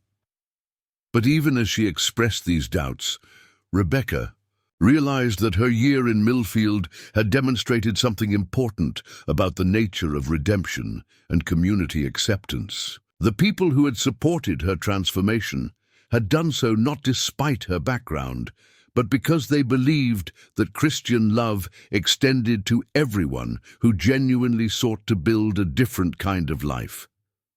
Her relationship with David represented the ultimate test of whether that acceptance was complete enough to support the most intimate kind of human partnership, or whether some aspects of respectability remained beyond the reach of even authentic transformation.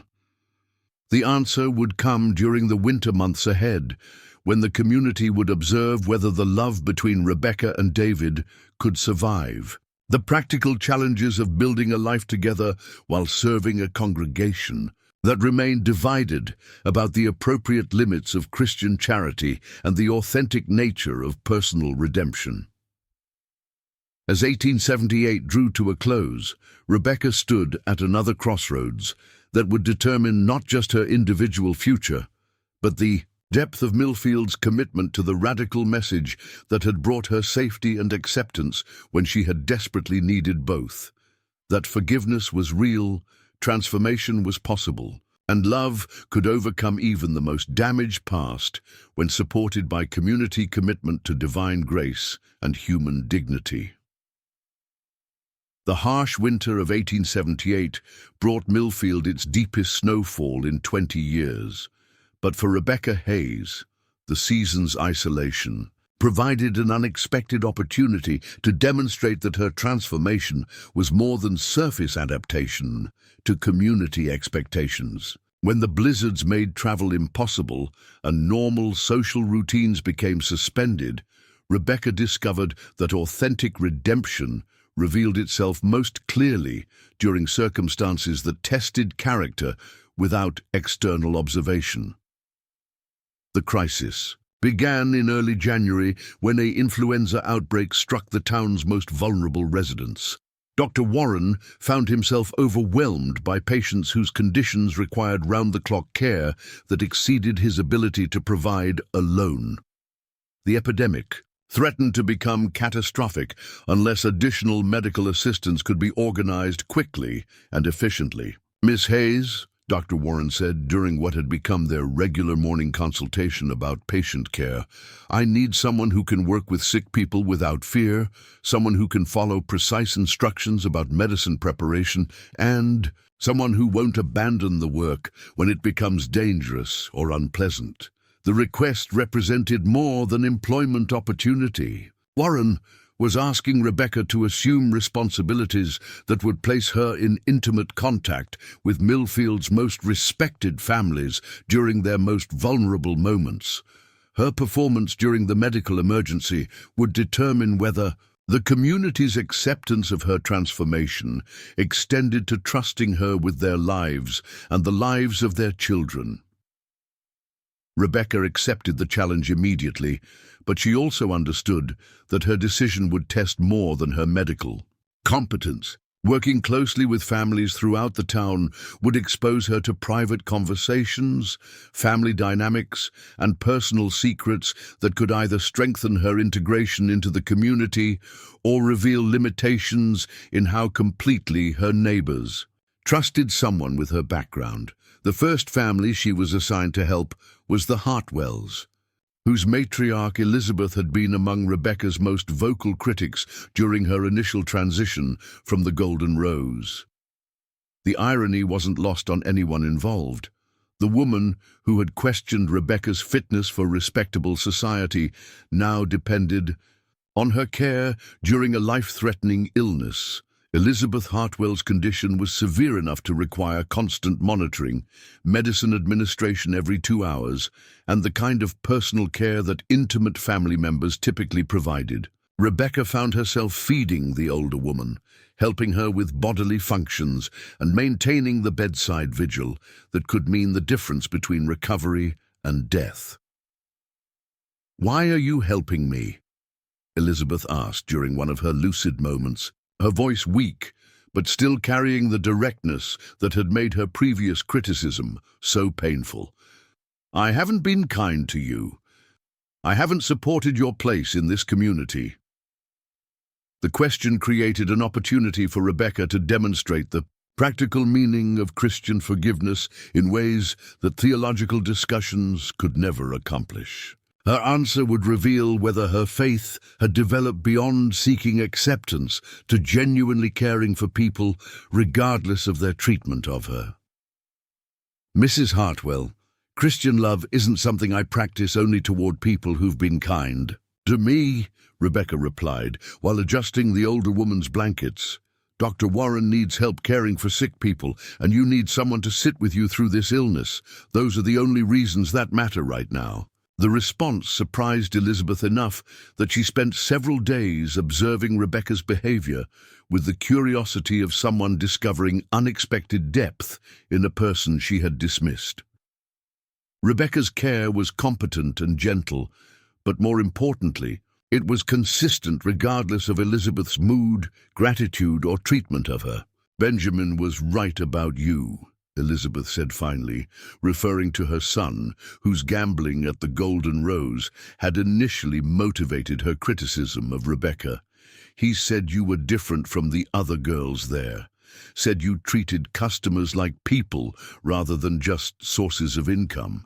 I thought he was making excuses for his poor choices, but now I understand what he meant." The admission represented more than personal reconciliation between two women. Elizabeth Hartwell's acknowledgement that Rebecca possessed genuine character, traits that transcended her previous employment, could influence other community members who had remained skeptical about the authenticity of her transformation. Rebecca's work during the influenza outbreak brought her into contact with families throughout Millfield's social spectrum, from the wealthiest merchant families to the poorest immigrants who worked seasonal jobs at the lumber mill. Each household presented different challenges that tested her adaptability, competence, and commitment to caring for people, regardless of their social status or ability to reciprocate her assistance. At the Peterson farm, she helped care for 3 children whose parents were both bedridden with influenza. The responsibility required her to manage not just medical care, but household organization, meal preparation, and the emotional support that frightened children needed when their primary caregivers were unable to function. Miss Rebecca, 7-year-old, Enna Peterson asked during one particularly difficult night when her parents' fevers spiked dangerously high, "Are my mama and papa going to die like the baby did last winter?" The question required Rebecca to provide comfort and hope without making promises about outcomes she couldn't control. Her response would need to acknowledge the child's legitimate fears while maintaining the emotional strength Anna needed from the adult responsible for her temporary care. "Anna, your parents are very sick, but Dr. Warren and I are doing everything we know how to do to help them get better," Rebecca said while preparing another dose of fever-reducing medicine. "Sometimes people do die when they're this sick, but sometimes they recover completely. What I can promise is that I'll stay with you and your brothers, no matter what happens, and I'll make sure you're safe and cared for." The honest but reassuring answer helped Anna sleep peacefully for the first time in several days, but it also forced Rebecca to confront the weight of responsibility she had accepted. She was no longer just demonstrating her own transformation. She was serving as a source of stability and hope for vulnerable people who had no alternatives if she failed them.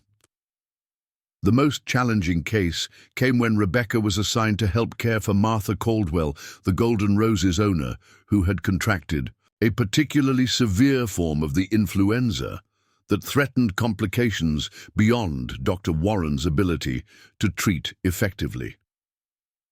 The situation created complex emotional dynamics for Rebecca, who needed to provide medical care for the woman who had employed her during the most difficult years of her life.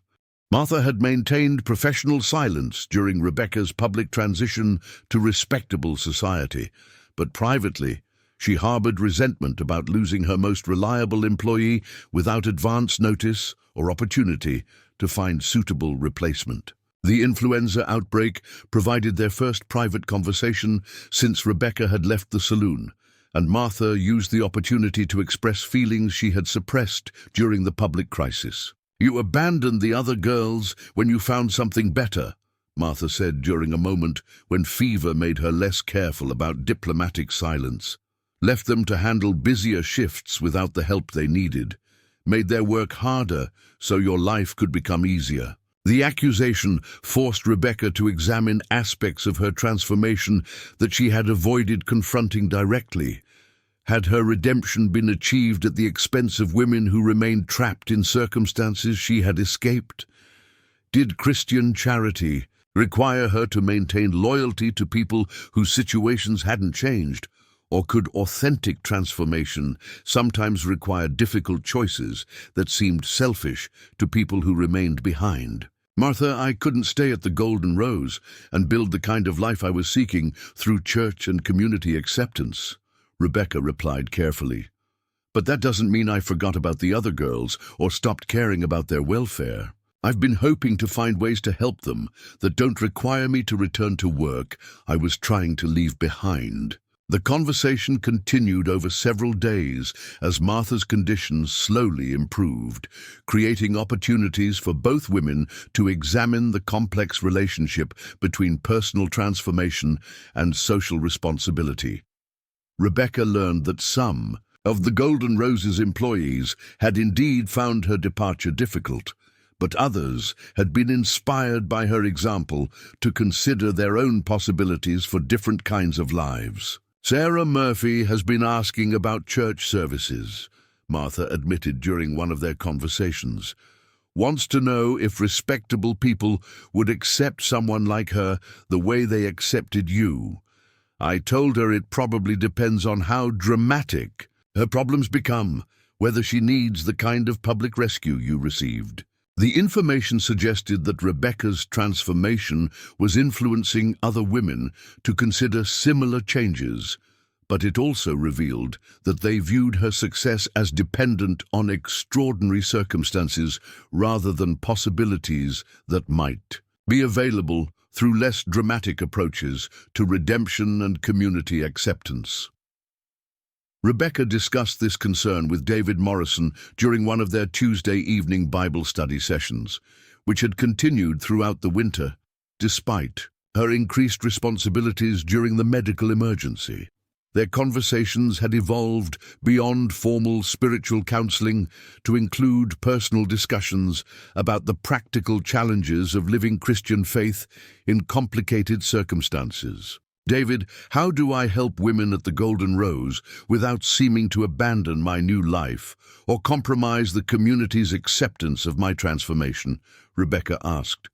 "I want to demonstrate that redemption is possible for anyone who genuinely seeks it, but I don't know how to do that without risking everything I've worked to achieve." The question addressed one of the fundamental tensions in Christian ministry: how to serve people whose circumstances challenge social boundaries without losing the respectability necessary to serve effectively. David's answer would reveal whether his theological training had prepared him for the practical complexities of applying Christian charity to situations that tested community comfort zones. "Rebecca, authentic Christian ministry requires us to risk our respectability when people need help," David replied thoughtfully. "But it also requires wisdom about how to take those risks in ways that maximize our ability to serve rather than simply satisfy our consciences." Their discussion led to a plan that would test both Rebecca's commitment to helping other women and the community's willingness to support redemption efforts that went beyond her individual case. They would organize a women's Bible study group that welcomed participants regardless of their employment or social status, creating opportunities for spiritual development that didn't require anyone to abandon their current circumstances before. Seeking community acceptance, the proposal was innovative and potentially controversial.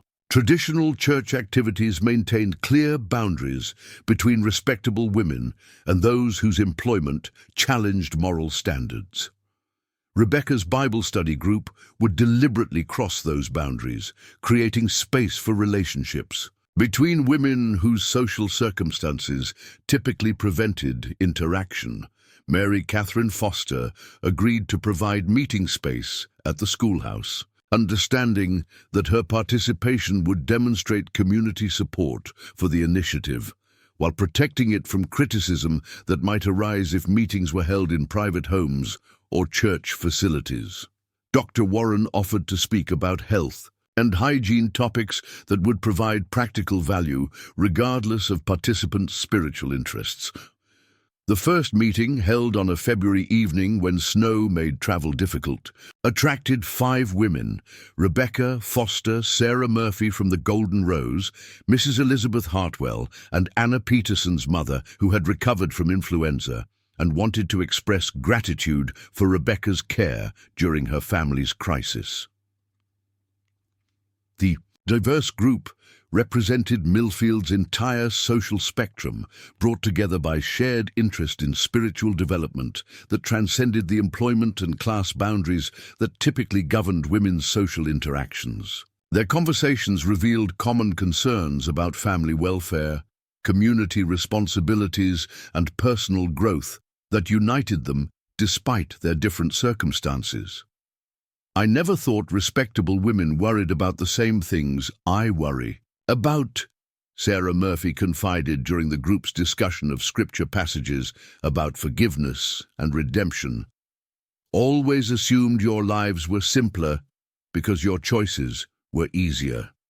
Mrs. Hartwell responded with unexpected honesty about the pressures and limitations that affected all women, regardless of their social status or employment circumstances. Sarah, respectability doesn't eliminate difficult choices, Hartwell said.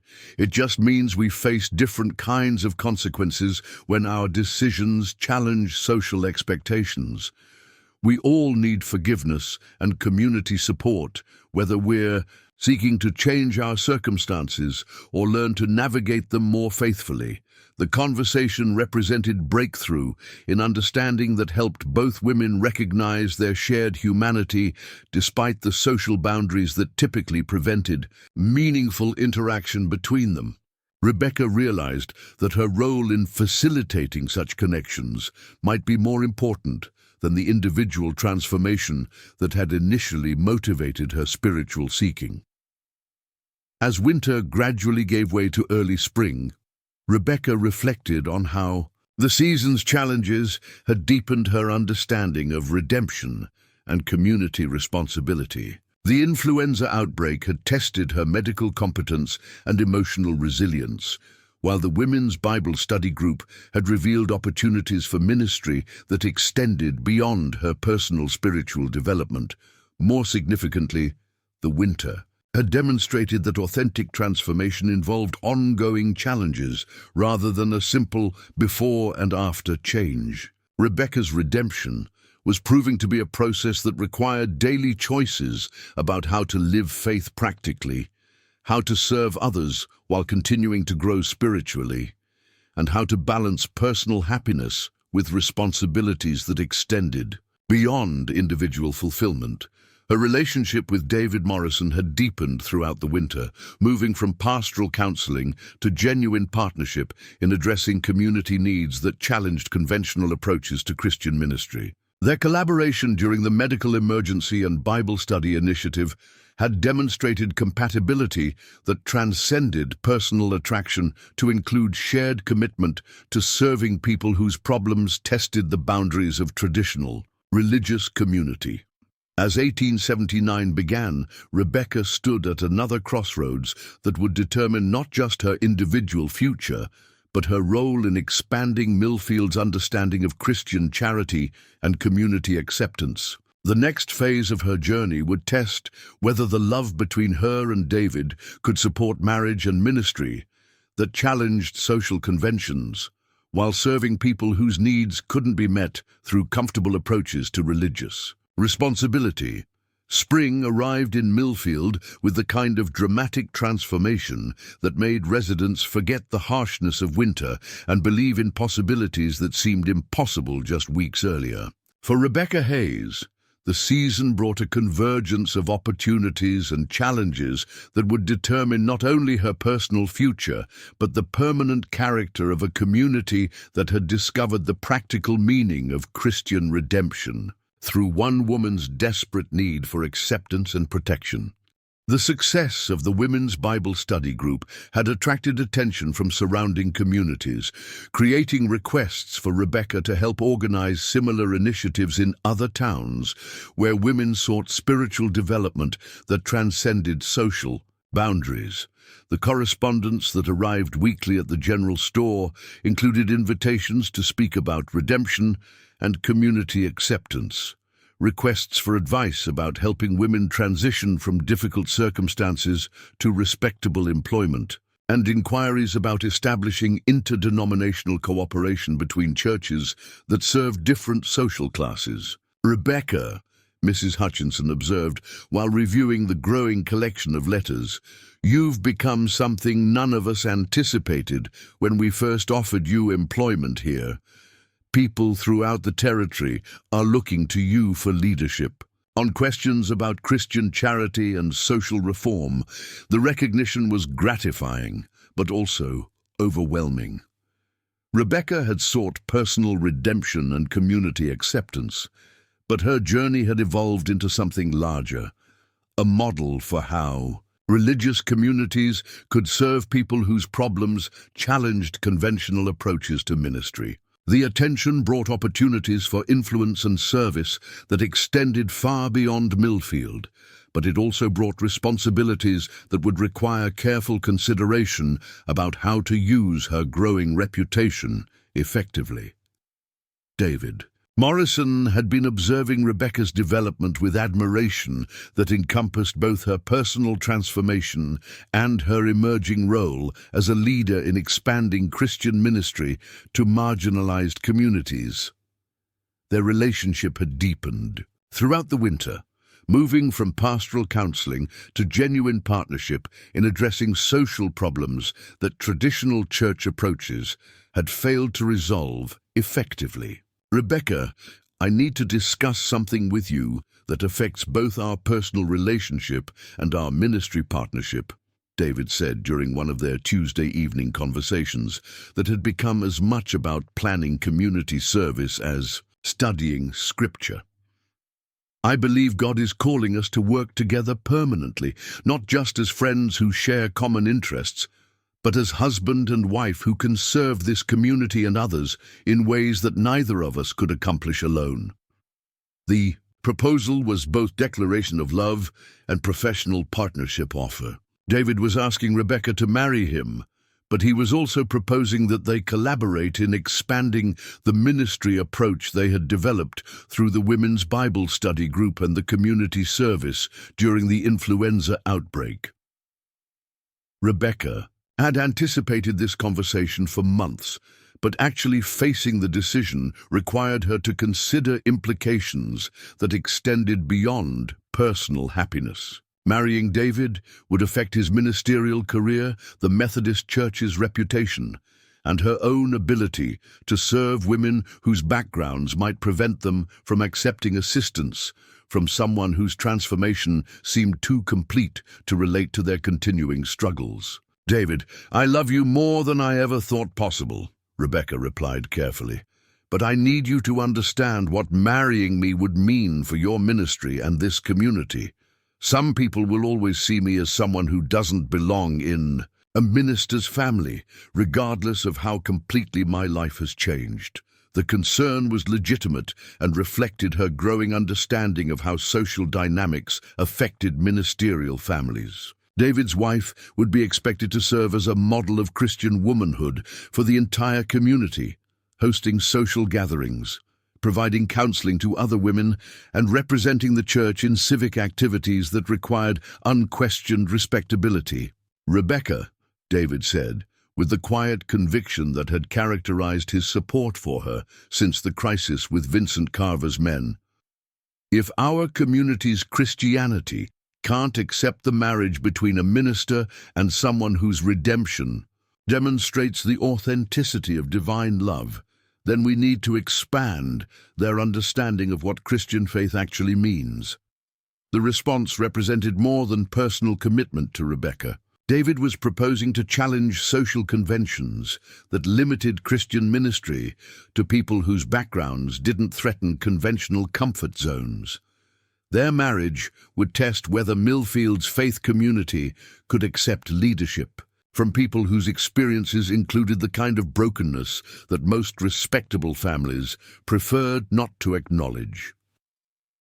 The conversation was interrupted by urgent knocking at the parsonage door. Mary Catherine Foster stood on the porch with obvious distress, carrying news that would test everything Rebecca and David had learned about community cooperation and Christian service during the previous year. "David, Rebecca," Foster said without preamble, "there's been a crisis at the Golden Rose. Martha Caldwell collapsed this afternoon, and Dr. Warren says she's dying. But that's not the worst part. Word has reached Kansas City about Vincent Carver's men being arrested here, and new representatives have arrived to claim his interests in the Saloon." The information created immediate danger for everyone involved. In Rebecca's protection and the broader community that had supported her transformation. Vincent Carver's business operated on the principle that challenges to his authority brought escalated retaliation, and his new representatives would likely be more violent and less concerned about legal consequences than Thomas Briggs had been. "There's more," Foster continued. "The new men brought legal documentation claiming that Martha Caldwell's illness makes her business partnership with Vincent Carver subject to immediate collection. They're asserting ownership of the Golden Rose and everything associated with it, including claims to the women who work there." The legal strategy was sophisticated and potentially effective. By framing the situation as a commercial dispute rather than criminal activity, Carver's representatives could use territorial courts to achieve goals that their predecessors had failed to accomplish through direct intimidation. The women at the Golden Rose could be forced into arrangements that amounted to slavery, justified through fabricated debt obligations and contractual agreements that had never been legitimate. Rebecca realized immediately that her personal safety and future happiness were secondary to protecting women who remained vulnerable to the same criminal enterprise she had escaped. Sarah Murphy, Catherine Wells, and the other employees at the Golden Rose needed the same kind of community protection that had enabled Rebecca's transformation, but providing it would require coordinated action that could expose everyone involved to legal and physical retaliation. "David, I have to help them," Rebecca said without hesitation. "I can't build a happy life knowing that other women are being forced into slavery while the community that protected me looks away to avoid complications." The decision represented the ultimate test of Rebecca's transformation. She could protect her own redemption by avoiding involvement in a situation that might compromise her hard-won respectability, or she could risk everything she had achieved to extend the same kind of assistance to women who remained trapped in circumstances she had escaped. David's response revealed the depth of his commitment to both Rebecca personally and the ministry approach they had developed together. "Will ye help them together?"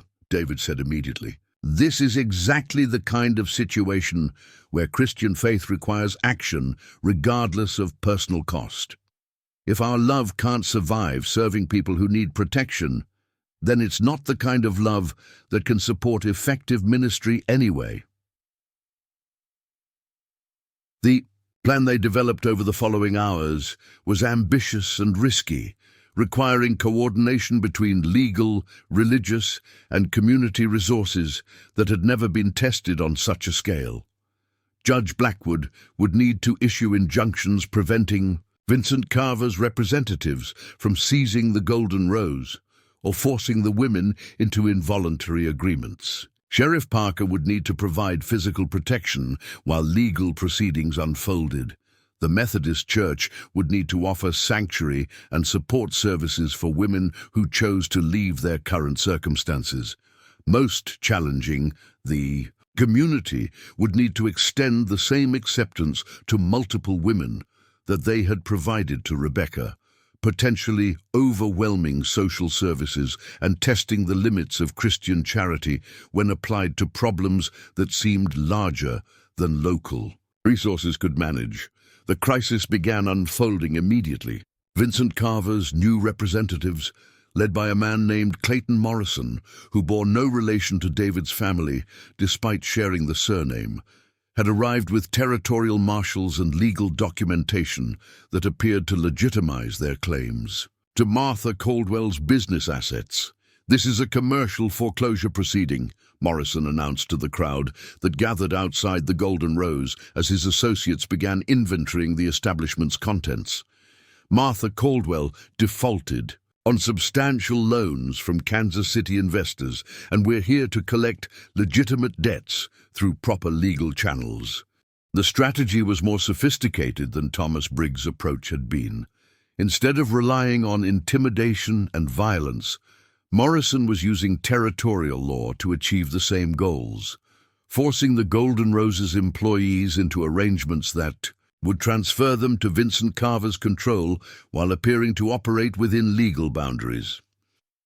Judge Blackwood examined the documentation with professional skepticism, but the papers appeared legally sufficient to justify temporary seizure of the property pending full investigation of the claimed debts and contractual obligations. Sheriff Parker, I need to allow this proceeding to continue while we verify the legitimacy of these claims, the judge announced reluctantly. But I'm also issuing protective orders preventing any coercion of employees into agreements they haven't entered voluntarily with independent legal counsel. The judicial compromise provided some protection for the women, but it also meant that the Golden Rose would be closed indefinitely while legal matters were resolved. The employees would lose their housing and employment immediately, creating exactly the kind of desperation that made people vulnerable to coercive arrangements with predators like Vincent Carver. Rebecca approached the group of frightened women with the authority of someone who understood their circumstances from experience, rather than theoretical sympathy. Sarah, Catherine, all of you, she said clearly enough for everyone listening to hear, you have choices now that I didn't have when I was working here.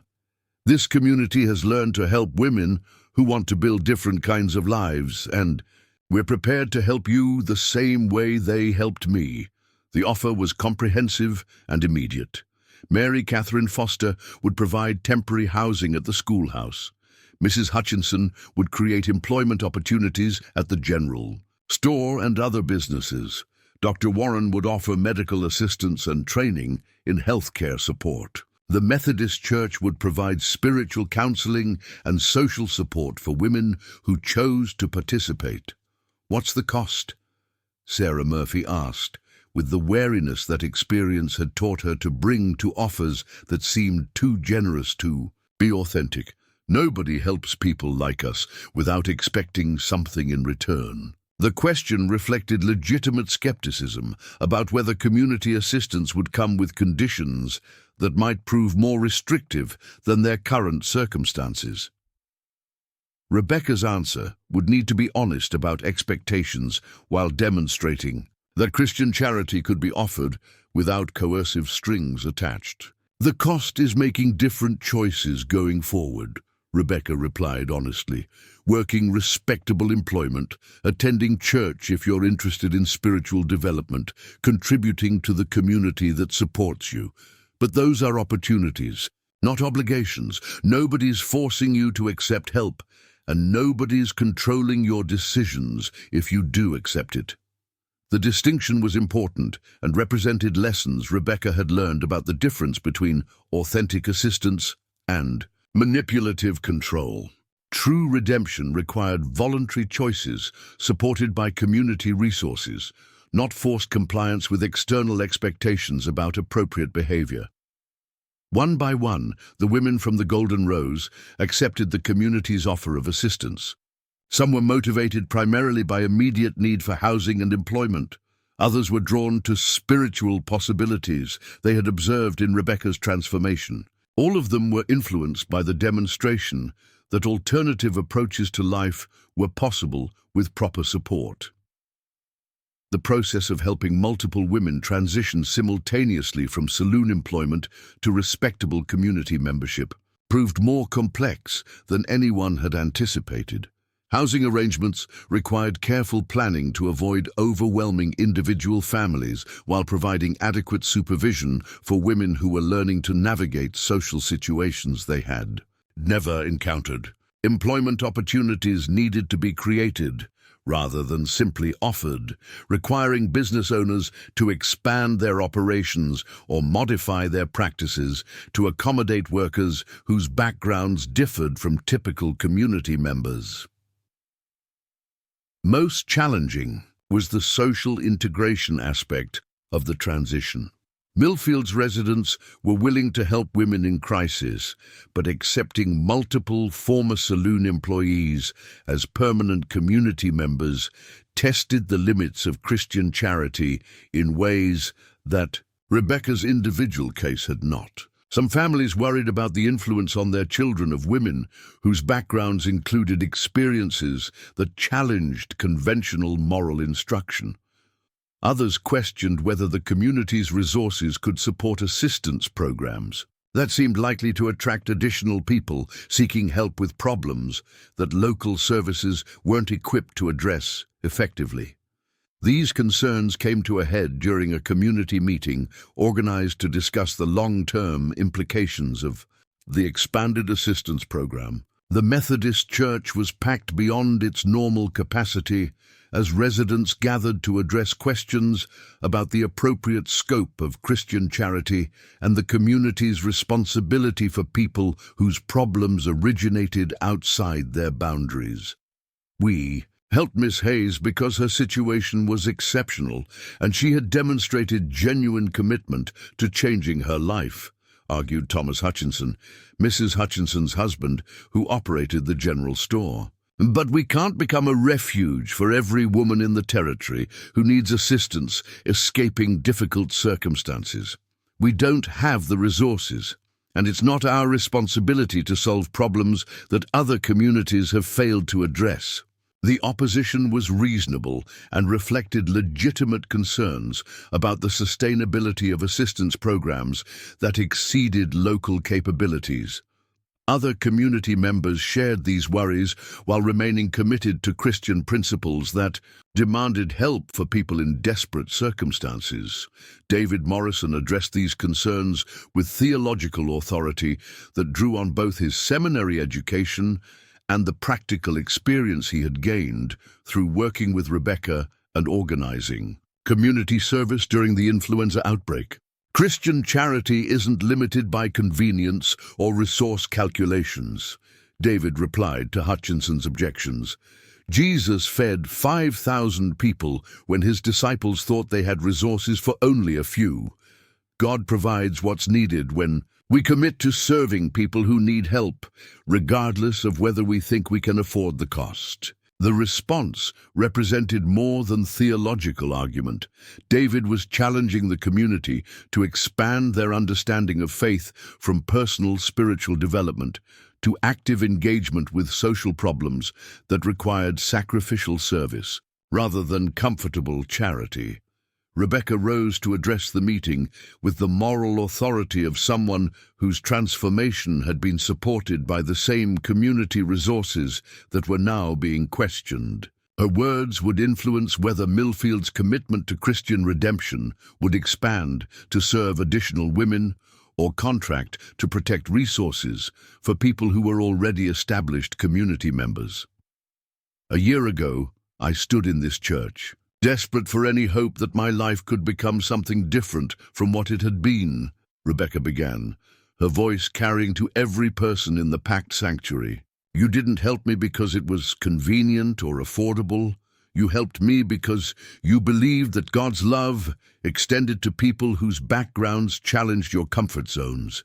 She paused, looking around at faces that included people who had supported her transformation from the beginning, and others who remained skeptical about its authenticity or sustainability. Now other women need the same kind of help I received. They're not asking for charity that makes them dependent on your generosity. They're asking for opportunities to build different kinds of lives through honest work and community acceptance. The question isn't whether we can afford to help them. The question is whether our Christianity means something practical when people need it most. The speech received mixed reactions that reflected the community's divided feelings about expanding their assistance beyond Rebecca's individual case. Some residents were moved by her appeal to extend the same redemption opportunities that had transformed her life. Others remained concerned about practical limitations and the precedent that comprehensive assistance might establish for attracting additional people seeking help with problems that local resources couldn't address sustainably. The resolution came from an unexpected source. Martha Caldwell, who had recovered enough from her illness to attend the community meeting, rose from her seat with the dignity of someone whose experience provided unique perspective on the questions being debated. I've watched this community transform a young woman whose background should have made respectability impossible. Martha said, with the straightforward honesty that had characterized her business operations for 20 years. Rebecca Hayes became something different because you believed she could change and supported that change with practical assistance. The other women deserved the same opportunity. Martha's endorsement carried particular weight because she had been most affected by Rebecca's departure from the Golden Rose and had the most legitimate concerns about the economic consequences of helping additional women make similar transitions. More importantly, Martha continued, Vincent Carver's representatives will keep coming back until they understand that this community protects people who need protection, regardless of their backgrounds or the complications involved. Half-hearted assistance that applies only to exceptional cases won't solve the problem. We need to demonstrate that Christian redemption works consistently, or we'll keep facing the same threats repeatedly. The argument was pragmatic as well as moral. Comprehensive assistance that enabled multiple women to build independent lives would eliminate Vincent Carver's ability to use economic desperation and social isolation as tools for maintaining control over people he considered his property. The community vote that followed Martha's speech was closer than Rebecca had hoped, but decisive enough to authorize the expanded assistance program. Millfield would provide housing, employment, and social support for women seeking to transition from circumstances that made them vulnerable to criminal exploitation, with the understanding that such assistance represented investment in community, safety, as well as Christian charity. The decision required immediate action to address Vincent Carver's legal claims and protect women who had chosen to accept the community's offer of assistance. Judge Blackwood ruled that the debt documentation presented by Clayton Morrison contained sufficient irregularities to warrant federal investigation of Vincent Carver's business practices.